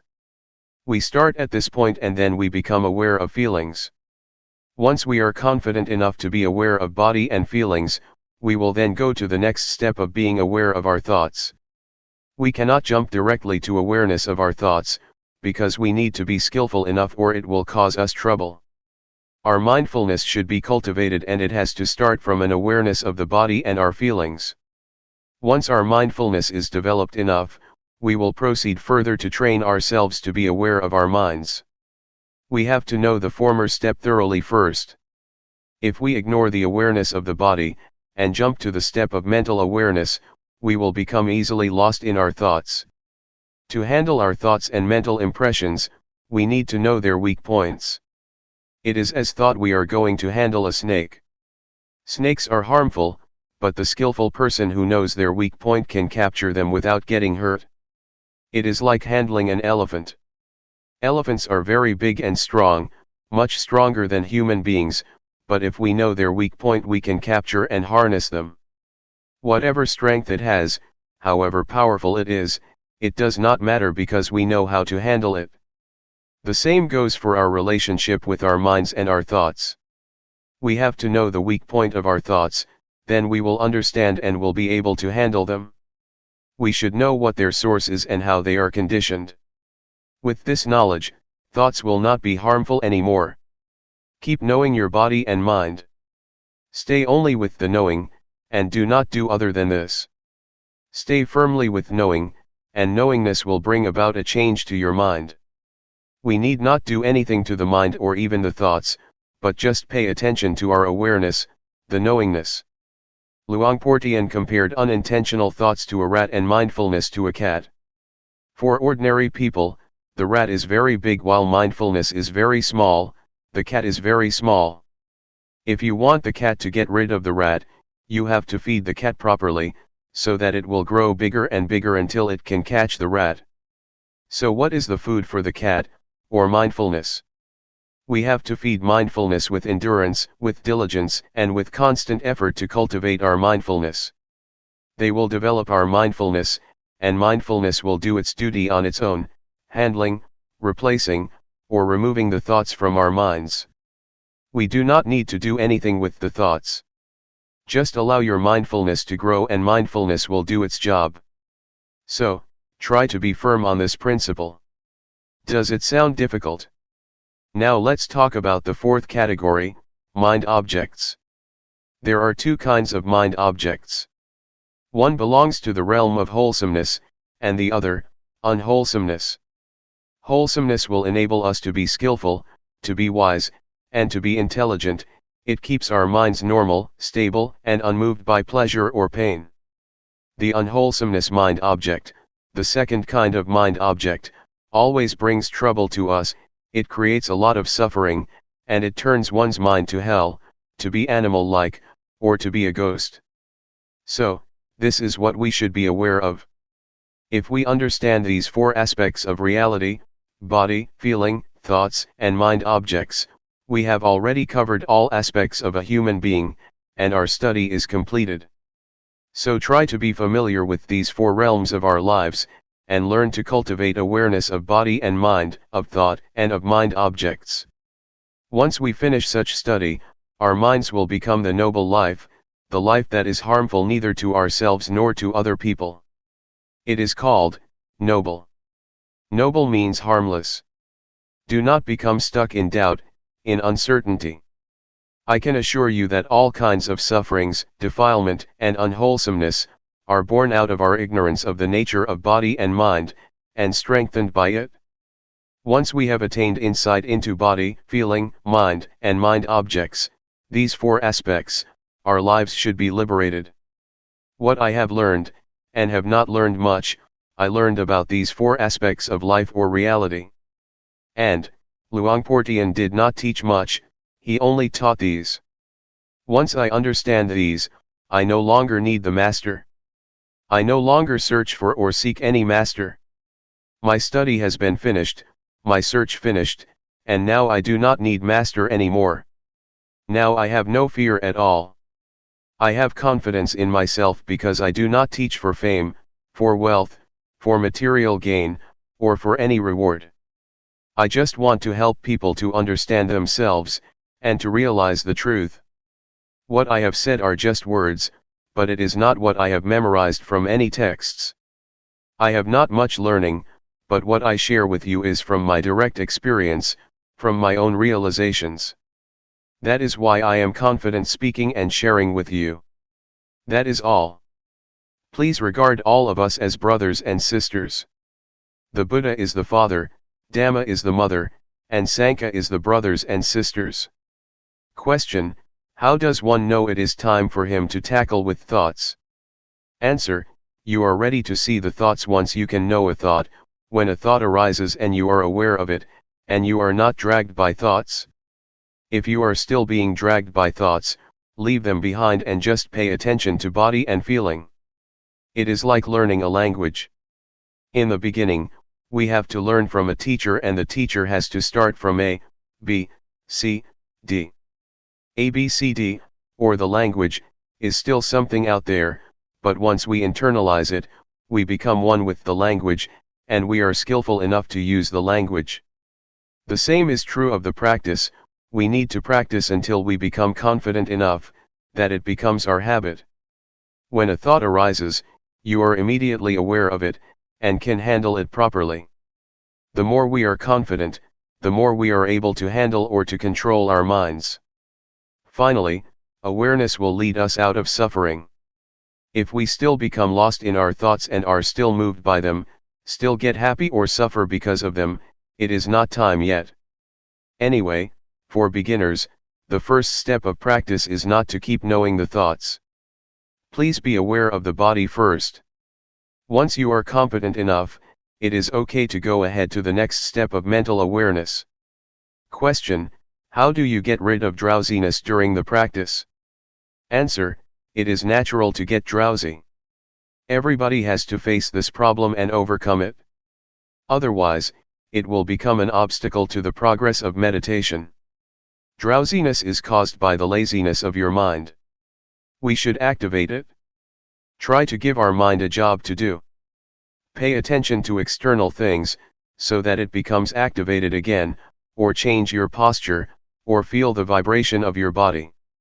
When I started the practice, I kept a bucket of water near me. When I felt drowsy, I used the water to wake me up.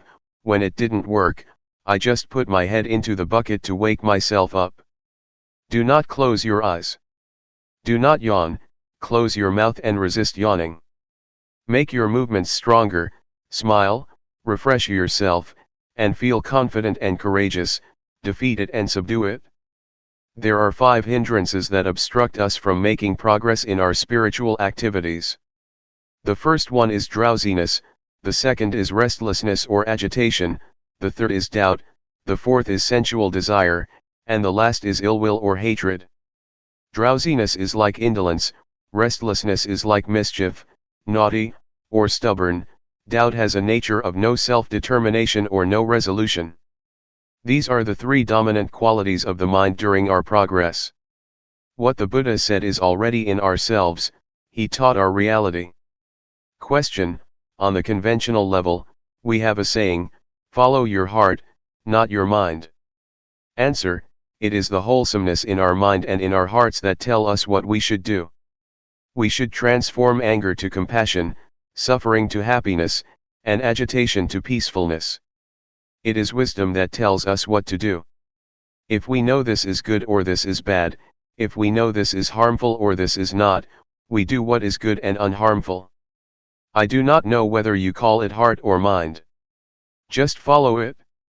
Question: just follow it and act on it? So it will not create any cause and effect? Answer: oh, sure, if it is a good cause, if one is mindful, if it is not harmful to oneself and others, it is a good karma. If it is harmful to oneself and to others, that is a bad karma, a bad deed. Question: should we just follow the middle path, if we are not sure whether it is a good cause or not? Just sort of ignore it and not act upon it?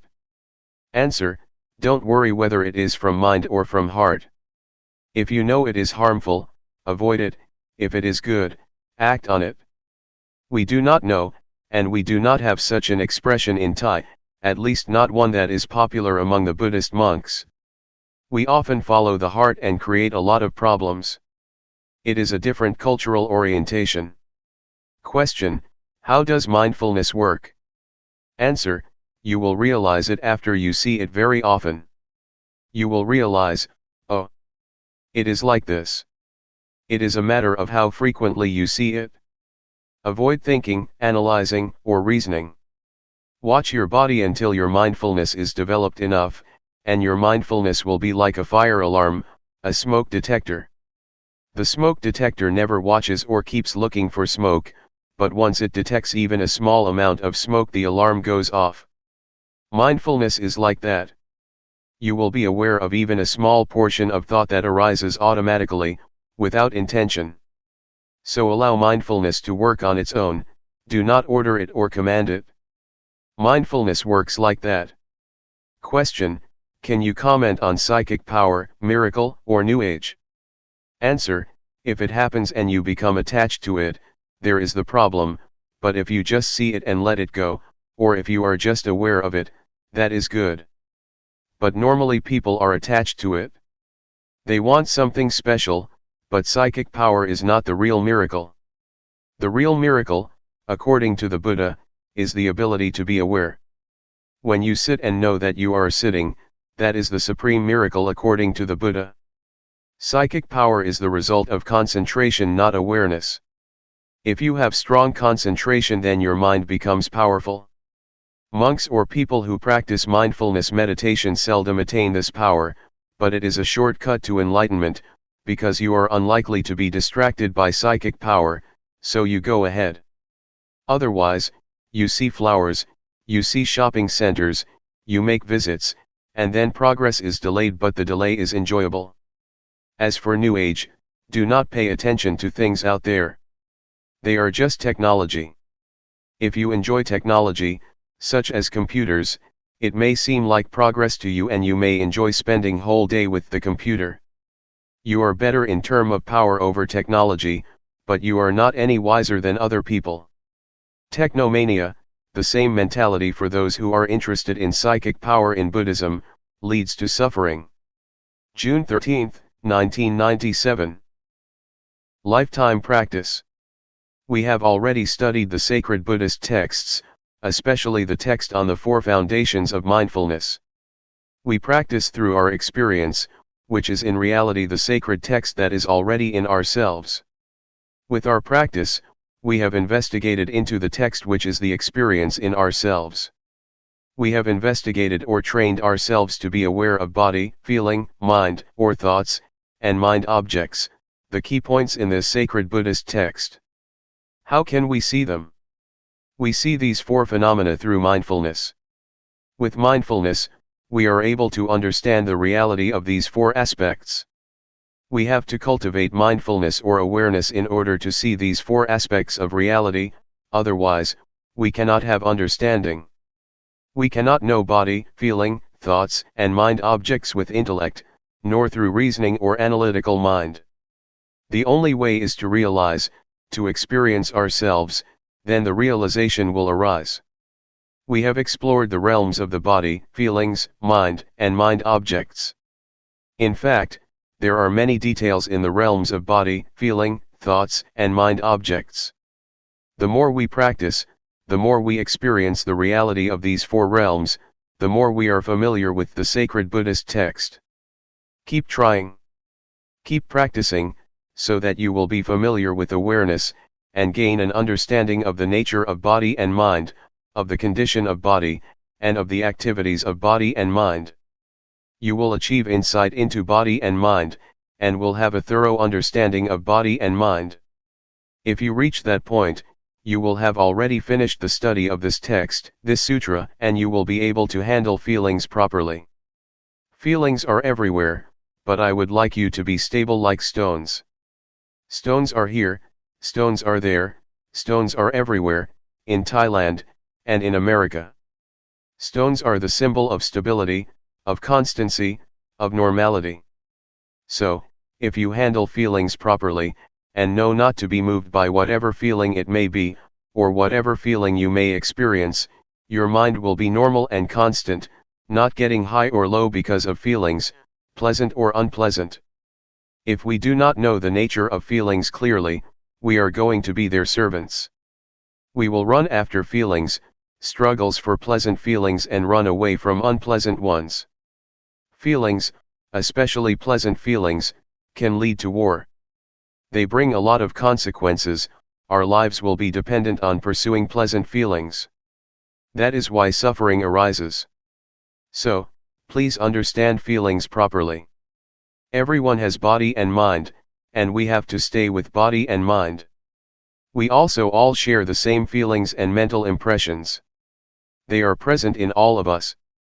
If we understand body, mind, feelings, mental impressions, and mind objects, we will understand each other. We will realize that everybody is one, the same. So this sacred text can be applied universally. The Buddha has already laid out the formula to understand human beings, to understand ourselves. So, please try to learn the sutra, this text, through our practice in cultivating awareness and mindfulness. If we know this reality thoroughly, completely, our search for the meaning of life is complete. We have already graduated, there will be no need to study anymore. We get high or low, depressed or happy, feel pleasure or pain. We are up and down because of feelings or emotions, because we take them to be substantial, to be a person.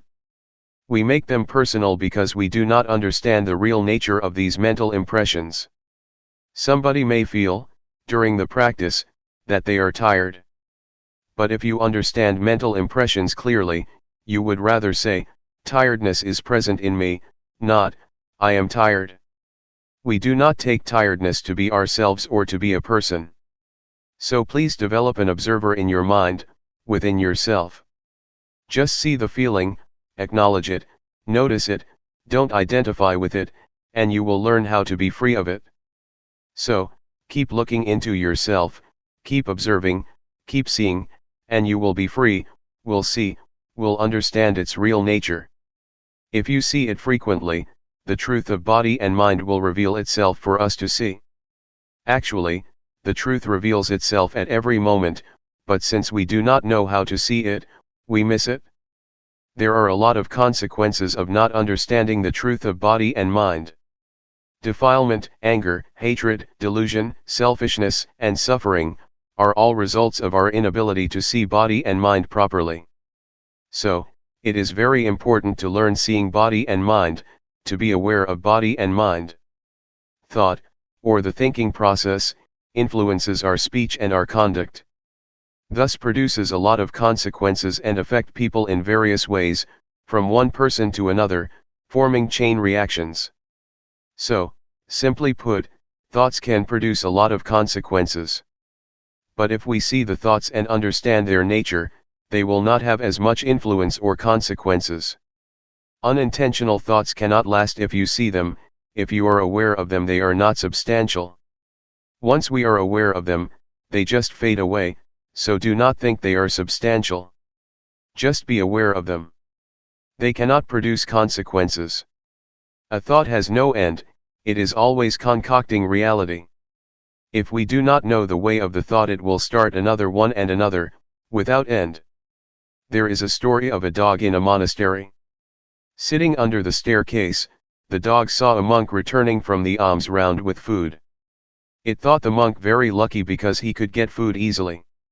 After finishing his breakfast, the monk gave the leftovers to the dog. The dog had the idea that being a dog is even better, it can have food easily without having to go through the village. But after a while, a monastery boy beat the dog and the dog changed its mind. I would like to be the boy because he can beat the dog, he is superior to the dog. After the boy went to sleep, a fly buzzed over him, and the boy made a fuss trying to get rid of the fly without success. So, the dog thought being a fly would be better because he could disturb the boy, and the boy would not be able to get rid of it. A while later, though, the fly flew to the dog's mouth, so the dog just stretched his tongue out and caught the fly. He finally realized that to be a dog is better because he could overcome the fly. This is the concocting mind, the power of compounded thinking without end. We change our minds all the time. In a thought itself, there is truth, the truth of the thought, the cause of suffering as well as the cause of happiness, the truth of the way, the suffering and the way out of suffering, the truth of attachment and the truth of detachment. Thought is not a self, it is subject to condition. You have to understand that thoughts are created by conditional factors. They cannot exist alone. So we have to understand the conditions that produce the thoughts. All kinds of truths about suffering and the cessation of suffering can be learned, can be known within the truth itself. Truth is not a self. It is a condition. You have to understand. The Buddha said to Sariputta, that things and existence are produced by causes. They are governed by the law of causality. If you want to extinguish this, you have to get rid of that, because that is the cause of this. This is the law of causality, the law of dependent origination. So, if thoughts are subject to this law, they have causes and sources. If we want to get rid of an undesirable thought, we need not suppress it or eliminate it, but we should trace it back to where it came from, and then deal with it.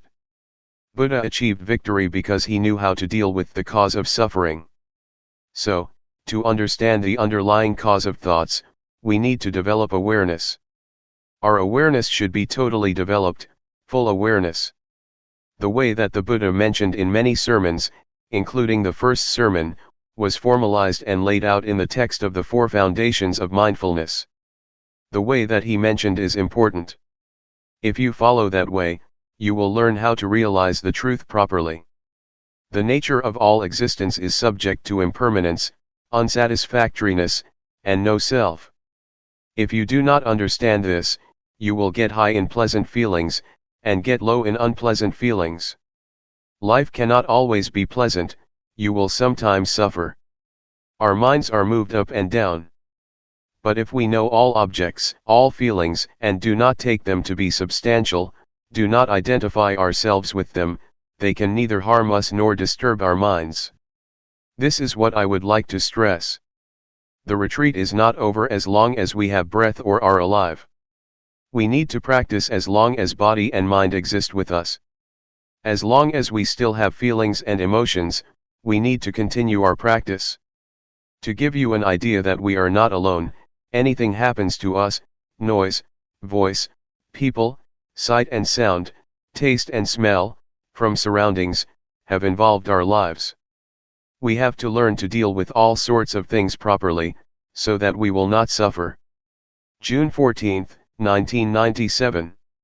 Buddhist meditation in a nutshell. I would like to talk about the problems of meditation. They are problems that we all share: drowsiness, pain, tiredness, and exhaustion. These problems are quite normal for the practitioner. We have all experienced the same kind of problems. The only duty we have is to be mindful in every moment and in every situation. Whether you are drowsy, tired, or feel pain, try to be mindful in that situation, meaning you are not disturbed by these problems. Do not regard them as obstacles, but take them as experiences that enrich your practice. Because skillful practitioners have to learn how to deal with various kinds of experiences. Do not try to find answers in the intellect or in your brain, or try to investigate into the thoughts, or make reasons for what you have experienced. Just feel. Just stay aware. The practice of awareness will bring you insight or wisdom. It is the wisdom that is not the result of intellect or rationalization, but of repeated practice. This kind of wisdom enables you to understand the nature of reality. And the practitioner who concentrates on this kind of practice, will obtain wisdom in return. This is what we call wisdom resulting from practice, not from intellect or from memorization. There are 4 kinds of objects that you should be aware of. The first is the body. The second is the feeling or sensation: coldness, heat, happiness, suffering. These are all in the realm of sensation. The third is thoughts, and the 4th kind of object is what we call mind objects. Mind objects mean the states of the mind or mental qualities. They include 5 hindrances: sensual desire, ill will, sloth, anxiety and doubt, and 7 factors of enlightenment: mindfulness, truth investigation, effort, zest, calmness, concentration and equanimity.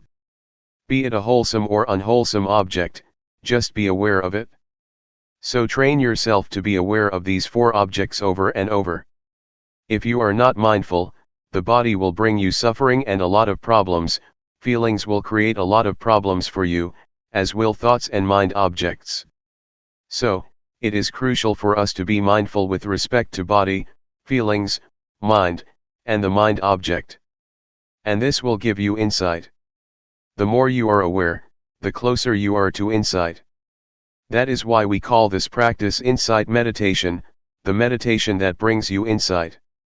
The first level of the enlightened one is called Sotapanna. It means one who has entered the stream of enlightenment. The first level of the enlightened one is one who is free from or lets go of the first three fetters. The first one is a false view of person or false view of self. It means the view that this body belongs to me. This body is me, this body is myself. You take this body as me or mine, or take me as being in the body, or take body as being in myself. You take this body as substantial. But, if you attain insight into body and mind from this method of meditation, you can liberate yourself from this false view of self. The second fetter is uncertainty, skeptical doubt. Once you have realized the true nature of body and mind, you achieve insight or wisdom and you have no doubts about the practice or about the proper way of meditating. The third fetter is attachment to form, to rituals, to legalities, or to the rules. This practice is good, is correct, that practice is not good, not correct. This rule is okay, that rule is not okay. This etiquette is good, that etiquette is bad. These are what we call attachment to the rules and rituals. If we see the true nature of all things clearly and achieve insight of the true nature of all things, we will be able to go beyond this concept of right or wrong. The objective of insight meditation is not to gain psychic power of telepathy, to penetrate anyone's mind, to fly in the air, or to go underground. Those are not the objects of meditation. The objective of Buddhist meditation is to have total awareness of body, of feelings, of mind, and of mind objects. Such awareness will give rise to insight. The first step of insight is the insight into body and mind. With this insight you know without doubt what body is, what mind is, what the nature of body is, what the nature of mind is, what the disease of body is, what the disease of mind is, what causes suffering to the body, what causes suffering to the mind. This is the insight into body and mind. And once you achieve this insight, your practice will go on to the next step of the practice, learning to be aware of thoughts. In the beginning, as I suggested a few days ago, you should just be aware of your body. Do not mind your thoughts. Just leave whatever thoughts arise behind. But once you get insight into body and mind, you have to practice the second stage of being aware of your thoughts. Yet, to be aware of your thoughts does not mean that you have to investigate them. Just see them, register them, and then turn your attention to the practice of body movement.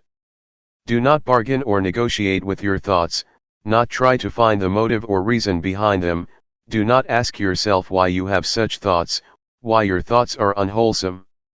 Not at all. Just be aware of them and come back to the practice. From this second step of practice, another kind of insight will take place. With this insight, you can go straight. The truth will reveal itself and you will see things clearly without using analytical thinking. You just see it and understand it. So, it is as if you go straight without interruption. Once you achieve a certain kind of insight, you will be able to look back and see what you have already passed. I would compare it with my walk here from the pond. I just go straight from the pond to this hall, and when I turn back I can clearly see everything that I have passed. This is the state of the mind that gets you insight. Is it difficult to understand? This practice which develops mindfulness, is the practice that includes all kinds of training. In Buddhism we have three kinds of training, we call it threefold training, training in higher morality, training in higher concentration, training in higher wisdom. With this practice you will go through the threefold training, because with mindfulness you observe morality, mindfulness also gives rise to concentration, and later wisdom arises from the practice. Once you achieve the insight that I mentioned, you will have no doubts about evil or goodness, and you will have no doubt about religion, what Buddhism is. You will have no doubts because it is clear to you, and there is no need to ask yourself what you have achieved. It is as if you take breakfast or lunch. Once you are full, you know you are full. You do not need more food. It is a realization nobody needs to confirm for you. You can confirm it for yourself. It is all right or good for you to experience drowsiness, frustration, and anxiety, because they help you learn. They come for you to see them, and the more you see them the more you will understand, just as the more often I see you the more I know you. I cannot mistake anybody for you. Once these mental qualities appear to you, do not be lost in them. Try to see them, do not identify with them, but see them, observe them. And the more you see them, the less likely they are to disturb you. They will gradually fade away. July 8, 1997. Insight Meditation. It's time to give a talk to complement your practice. We are practicing meditation to develop mindfulness, according to the system that the Buddha developed. This system of practice was not invented by Luangpor Teean or by anybody else, but was developed thousands of years ago by the Buddha. It is called insight meditation or Vipassana meditation. It is different from the calmness meditation, that was developed even before the time of the Buddha. The primary aim is to develop insight through mindfulness. The mindfulness that we experience or have already developed, is the same mindfulness that the Buddha experienced. And the body that we are going to be aware of, is not different from the one that the Buddha used as an object of meditation. The feelings or the sensations that we need to be aware of are also the same that the Buddha meditated on. And all the hindrances that we encounter, be it anxiety, uncertainty, indolence, anger or sensual desire, are also the same that the Buddha faced and overcame.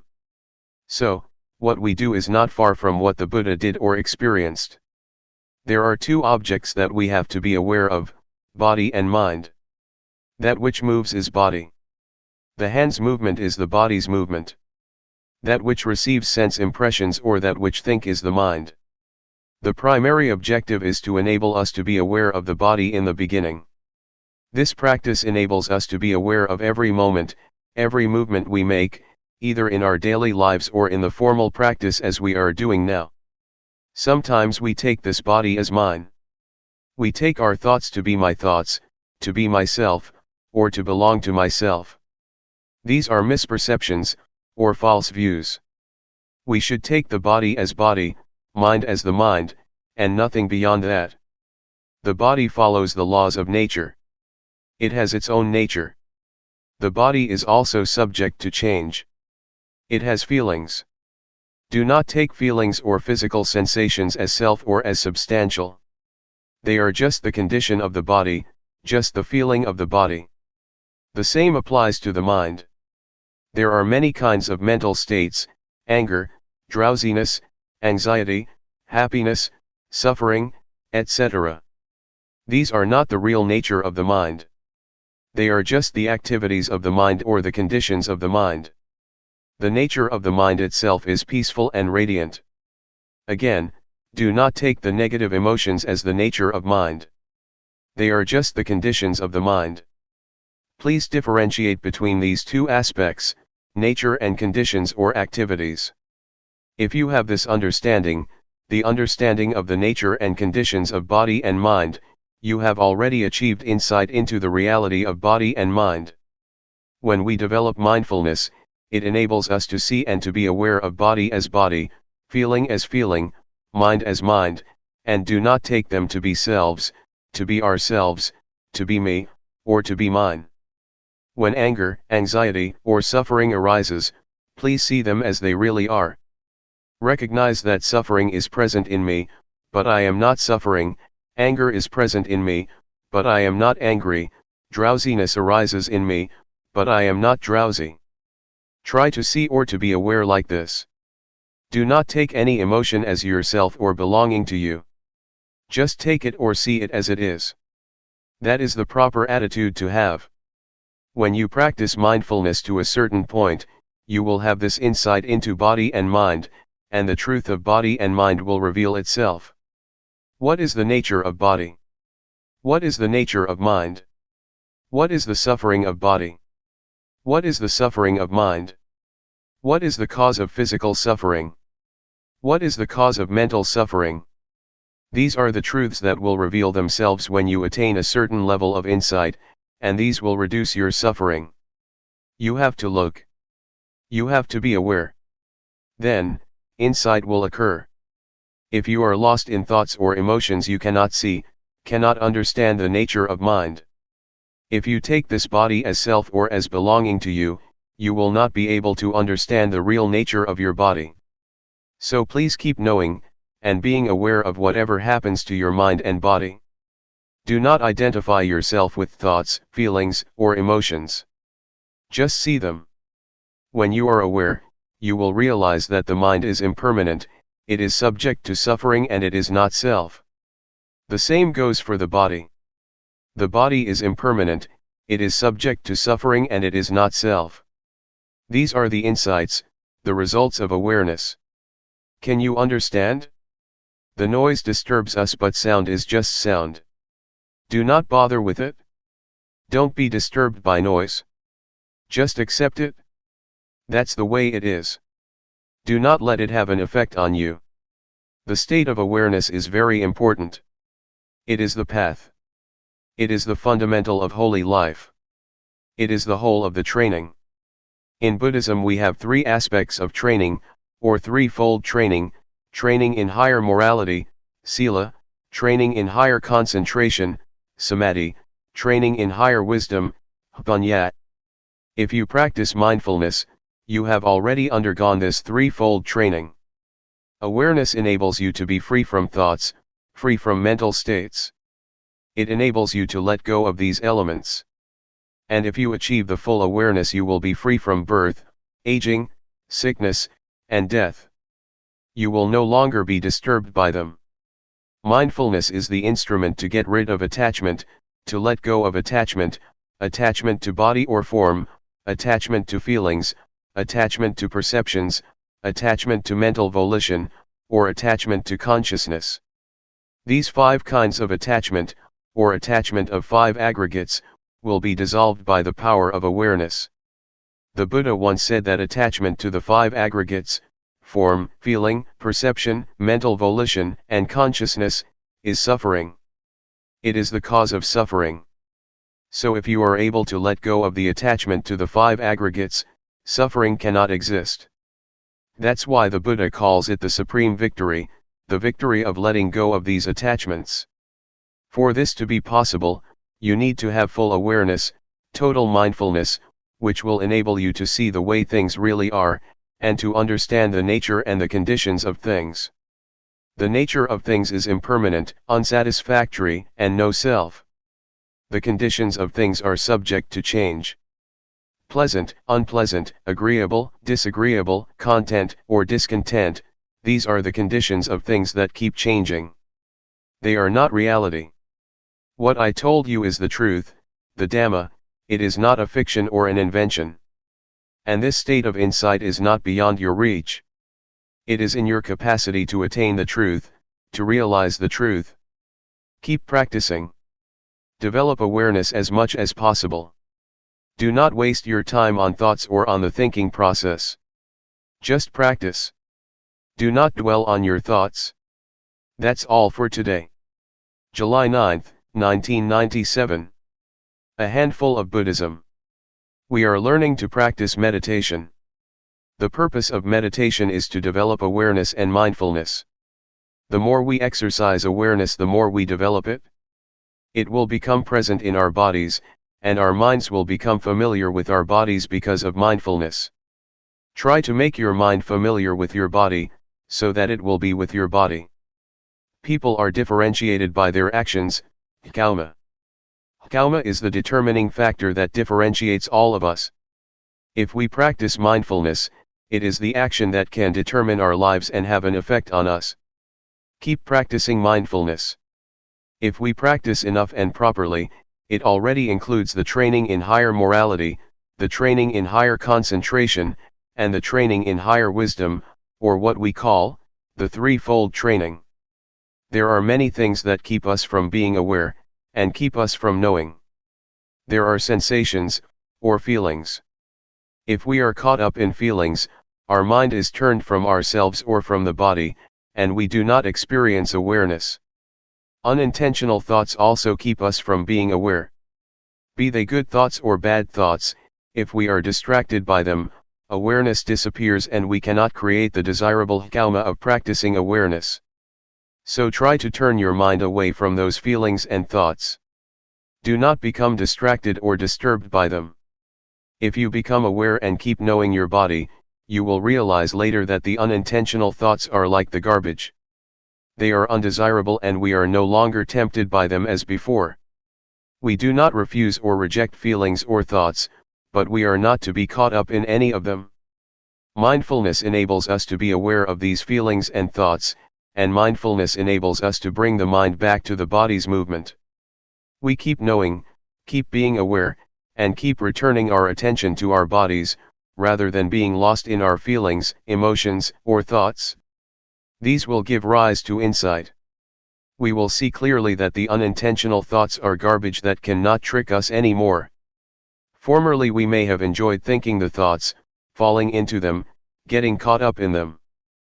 But once we see them as garbage, we feel ashamed of ourselves, and we no longer want to bother with them. This is the insight that you can achieve from thoughts themselves. They give you this lesson. When thoughts arise, just be aware of them. And I myself, as I told you yesterday, have been caught up in thoughts for many years, never aware of how they determined my life. But one day I was suddenly aware, I suddenly understood. I suddenly bumped into a thought, saw it face to face, and finally overcame it. My thoughts could not tempt me or trick me anymore. This was the decisive victory. Before that, I was the slave of my thoughts which concocted greed, hatred, and delusion. With thoughts, greed, hatred, and delusion arise. A lot of thoughts become the consequence of those defilements. Once I understood and saw the thought clearly, I became its master. The thoughts cannot be my master anymore. This is the insight, the result of accumulated awareness. The four categories, body, feelings, mind or thoughts, and mind objects, keep coming into our lives. We experience all of them. During practice, they keep coming, keep arising, and keep disturbing our minds. We do not know how to deal with them because we do not have enough mindfulness. But if our mindfulness is strong enough, they just come for us to learn and see their nature clearly, to see that they are temporary states of mind. There are two kinds of nature, the nature of body and mind, and the conditional state of body and mind. These are the two aspects of body and mind that we can realize, that we can understand. Later we can see where thoughts come from. Where are they? What is their source or origin? What is their stronghold? We can know it all. We will also be able to know the three characteristics, impermanence, unsatisfactoriness, and no self. We will know what they are, and we see everything in terms of them. This insight is possible because of the mindfulness that we keep developing. Everything that we experience can be put into two realms, body and mind. It is all related to these two realms, body and mind, and no more than that. When we are aware of the body and mind, we can see the two aspects that I mentioned earlier, the true nature of body and mind, and the conditional or the temporary state of body and mind. For example, feelings, whatever they are, heat or cold, pleasure or pain, happiness or suffering, these are not the true nature of body and mind. They are just the temporary states or conditions that keep changing. This reality or insight will reveal itself. These are the insights that keep coming to the mind. Be attentive to your practice. Do not bother with the practice of other people, looking to see how they practice, or how long they practice, or how well they practice. Don't worry about whether you yourself are practicing rightly or wrongly. Just keep knowing. Just maintain awareness.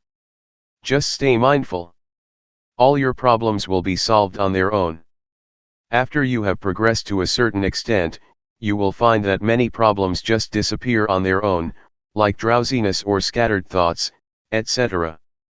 Mindfulness is the only fundamental of the practice. Just stay firm with mindfulness or awareness. There is no more than that. With mindfulness, the factors in codependent origination can come to their end. When you have contact with the world and have feelings, they will not produce defilement or any consequences. They just stop there if you have mindfulness. But if you do not have mindfulness, they will produce other factors. So just let the progress of codependent origination stop at the stage of feeling, and there will be nothing more. Once insight into body and mind arises, delusions appear, and the truth will reveal itself. After you have insight into body and mind, another insight will result, the understanding of conventional reality and the ultimate truth. With that, greed, hatred and delusion are reduced. You achieve insight into the three common characteristics of impermanence, unsatisfactoriness, and no self. Again, this will reduce greed, hatred, and delusion dramatically. These are the results of the practice. They are the insights that will occur on their own. That's why I always say that the practice of mindfulness is the perfect formula of meditation. It is perfect in every step, every stage of the practice. There is no more than that. All virtues, all teachings are included in the practice of mindfulness. Be it training in higher morality, training in higher concentration, training in higher wisdom, compassion, loving kindness, generosity, endurance, etc. These are all virtues that you have already practiced through mindfulness meditation. In fact, the key teachings or the key virtues, according to Buddhism, are just a few, just a handful. July 11, 1997. Letting go. What we are doing now is following our Master, the Supreme Master, the Buddha, who developed this meditation a long time ago. He used his body and mind as the text or scripture for studying the Dhamma through cultivating awareness of the body and mind. Apart from the body, we should also be aware of feelings, thoughts, and mind objects. Mind and body are like a sutra that covers a lot of subjects, a lot of knowledge that we should know. We are able to learn about heaven, hell, happiness, suffering, morality, concentration, and wisdom, from our body and mind through awareness cultivation. The causes of disturbances and problems in this world are in the realm of body and mind. On the other hand, the cause of peacefulness and happiness can also be found in the realm of body and mind. I need not explain more about this, but I would like to talk about the practice. The practice can be done by cultivating awareness of the body. Please try whatever techniques that can be used for awareness cultivation. Actually, what Luangpor Teean taught is very up-to-date, never obsolete, very modernized, and suitable for the modern age. This method is a universal one because everybody has body and mind. All of us have the same properties, regardless of nationality, language, race, gender, etc. We all have the same properties of body and mind. Just try to breathe in and breathe out with awareness. When you breathe in, be aware of that in-breath, when you breathe out, be aware of that out-breath. And we will become one. Breathe in and breathe out. Let's try breathing in and breathing out. If we have awareness, all of us will become one. Otherwise, we are different people, behaving differently in our own way. Awareness, mindfulness, or the breath, are all things we already have, so they are not difficult to practice. The awareness of breath and the awareness of the body's movement are the same. So how can we achieve awareness? Nothing can keep us from cultivating awareness. The only factor is ourselves. If we practice, awareness can be developed, it depends on us. We have already done many things, chantings, devotions, offerings, performing merits, studying scriptures, etc. Another thing that we should do is practice meditation. What Zhuangyan Monastery has done is to follow the path of the Buddha, encouraging people to practice meditation. Although not many people are interested, it is a good activity. Other Buddhist practices such as offering food to the monks, offering materials to the temples, observing the precepts, or studying the texts, are not lacking in society. What we lack is awareness. We have problems regarding the body and mind. We suffer because of body and mind. Greed, hatred, and delusion arise because we do not know how to deal with body and mind properly. For example, delusion occurs when the eyes or ears make contact with a sight or sound, and we are not aware. When you have awareness, forgetfulness and delusion just disappear. They are opposites. When awareness arises, the forgetfulness cannot stand. It just disappears. I would like to ask all of us, which, up till now in our lives, has been more powerful, awareness or forgetfulness? It is not difficult for awareness to arise if we start counting on ourselves. Buddhism starts from the individual, transforming the individual first. You need not change the environment or to ask the environment to change at the outset. So if you keep cultivating awareness, you will find the answers to your problems by yourself. The truth about body and mind will no longer exist. I would like to speak briefly for your benefit. We need to let go of everything regarding the mind. Regarding the body, we should learn how to reduce physical suffering and treat it properly. In other words, mental suffering can be reduced by letting go, but physical or bodily suffering has to be reduced by treatment. For instance, when it is hot you have to stay in the shelter and so on, because it is the physical suffering, but if it is mental suffering, you have to let it go. I would just like to encourage you to practice. This temple is a suitable place for teaching and practicing meditation. I like this place very much. We can practice or walk without mosquitoes. In my temple in Thailand, when I moved hand, I have to keep the mosquitoes away, but here it's very easy. So it is a suitable place that provides a good environment for practice. I do not know whether you benefit from this place or not, but I myself benefit a lot. My health is much better and I also have good ideas. 3 years ago, I had interesting ideas, and I put the talks into a small booklet about the Dhamma. Since my talk has to be translated, it can't be continual because I have to pause for the translation. So I only say about 50% of what I would like to. If I were to speak in my dialect I could continue my talk more easily, but that's okay, do not take it seriously. It's better to have a question and answer session. I have to go tomorrow, so this is your last chance. Question: what should I do when I have no thought during the practice, and what should I do when I am aware of my body's movements but all kinds of thoughts arise simultaneously? Answer: what you should do is be aware of the thoughts that arise, that's all. When no thoughts arise, just be aware of your body's movements. When I practice, sometimes I lose my sense of self, but when it seems that I myself have disappeared, I just touch myself to regain my sense of self. Question: with awareness, one may attain the state of no self or even reach the level of arahant.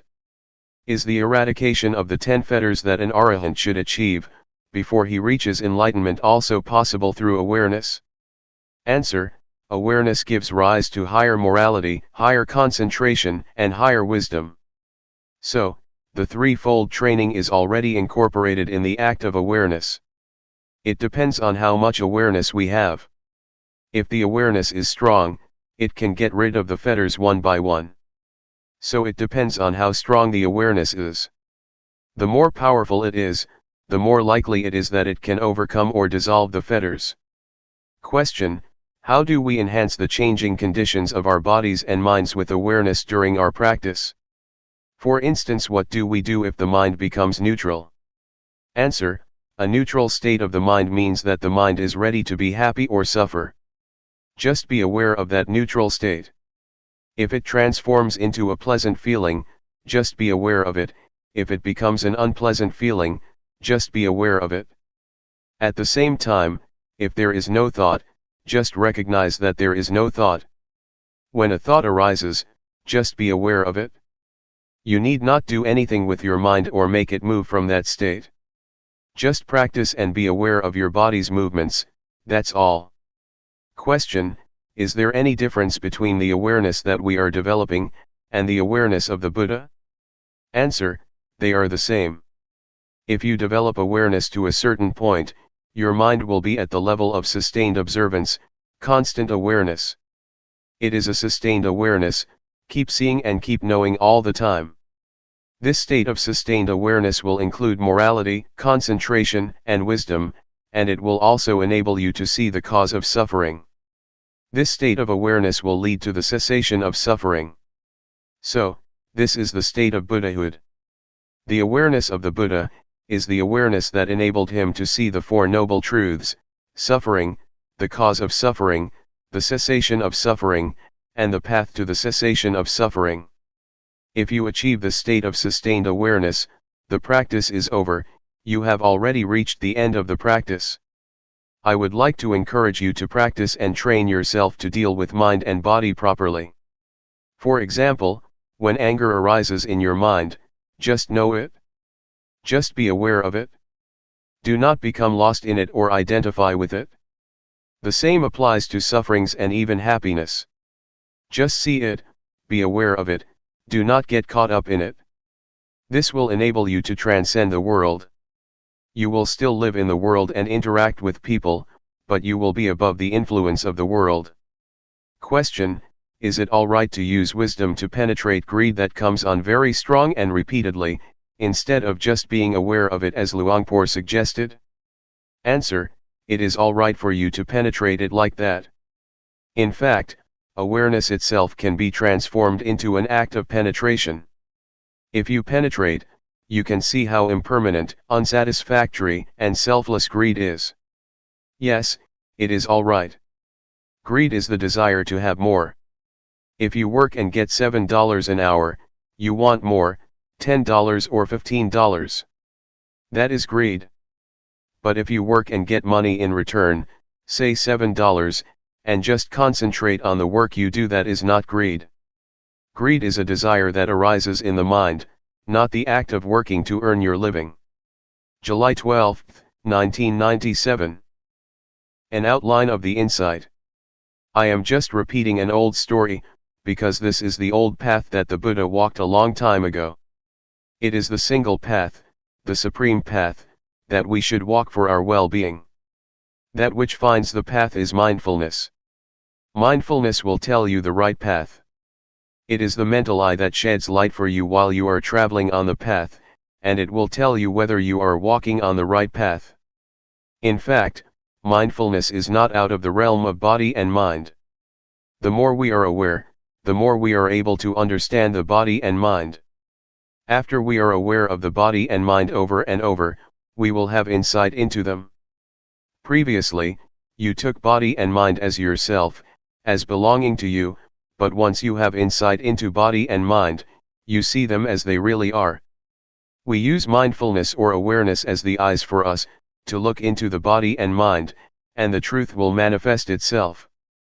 This will enable us to understand the nature of body and mind, to see and understand why the body and mind do good or bad, to understand the sickness or the suffering of body and mind, and to see the conditions or the factors that give rise to these sufferings.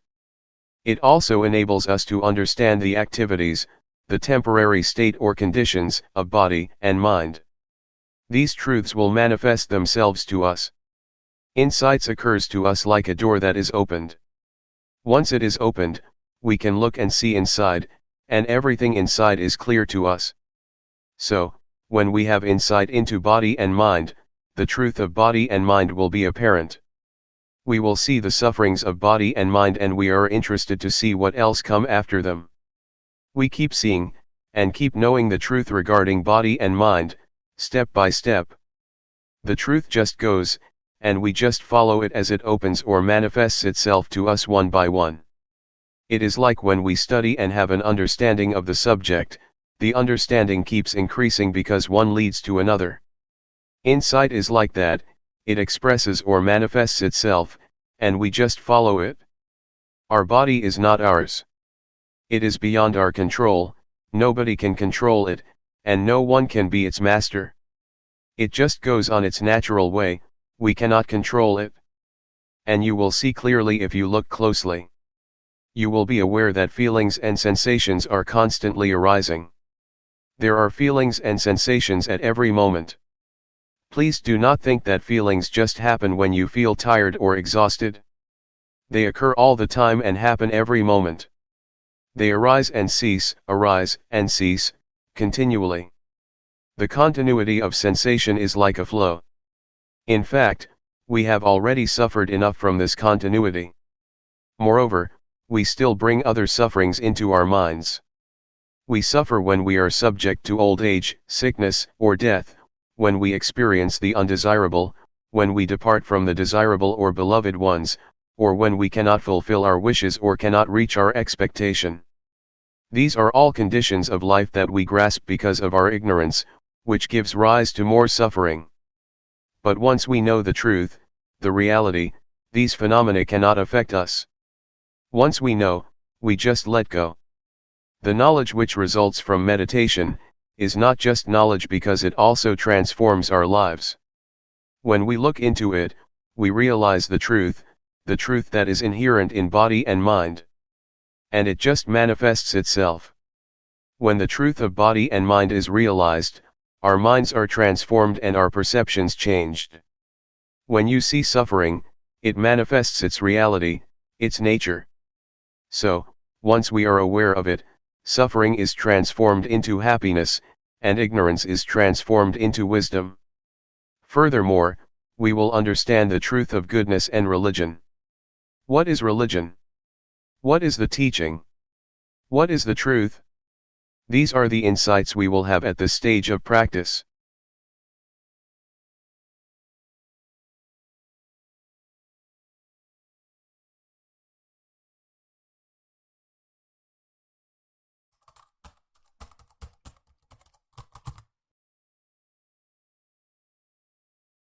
May all beings be at ease. Whatever living beings there may be, whether they are weak or strong, omitting none, the great or the mighty, medium, short or small, the seen and the unseen, those living near and far away, those born and to be born. May all beings be at ease.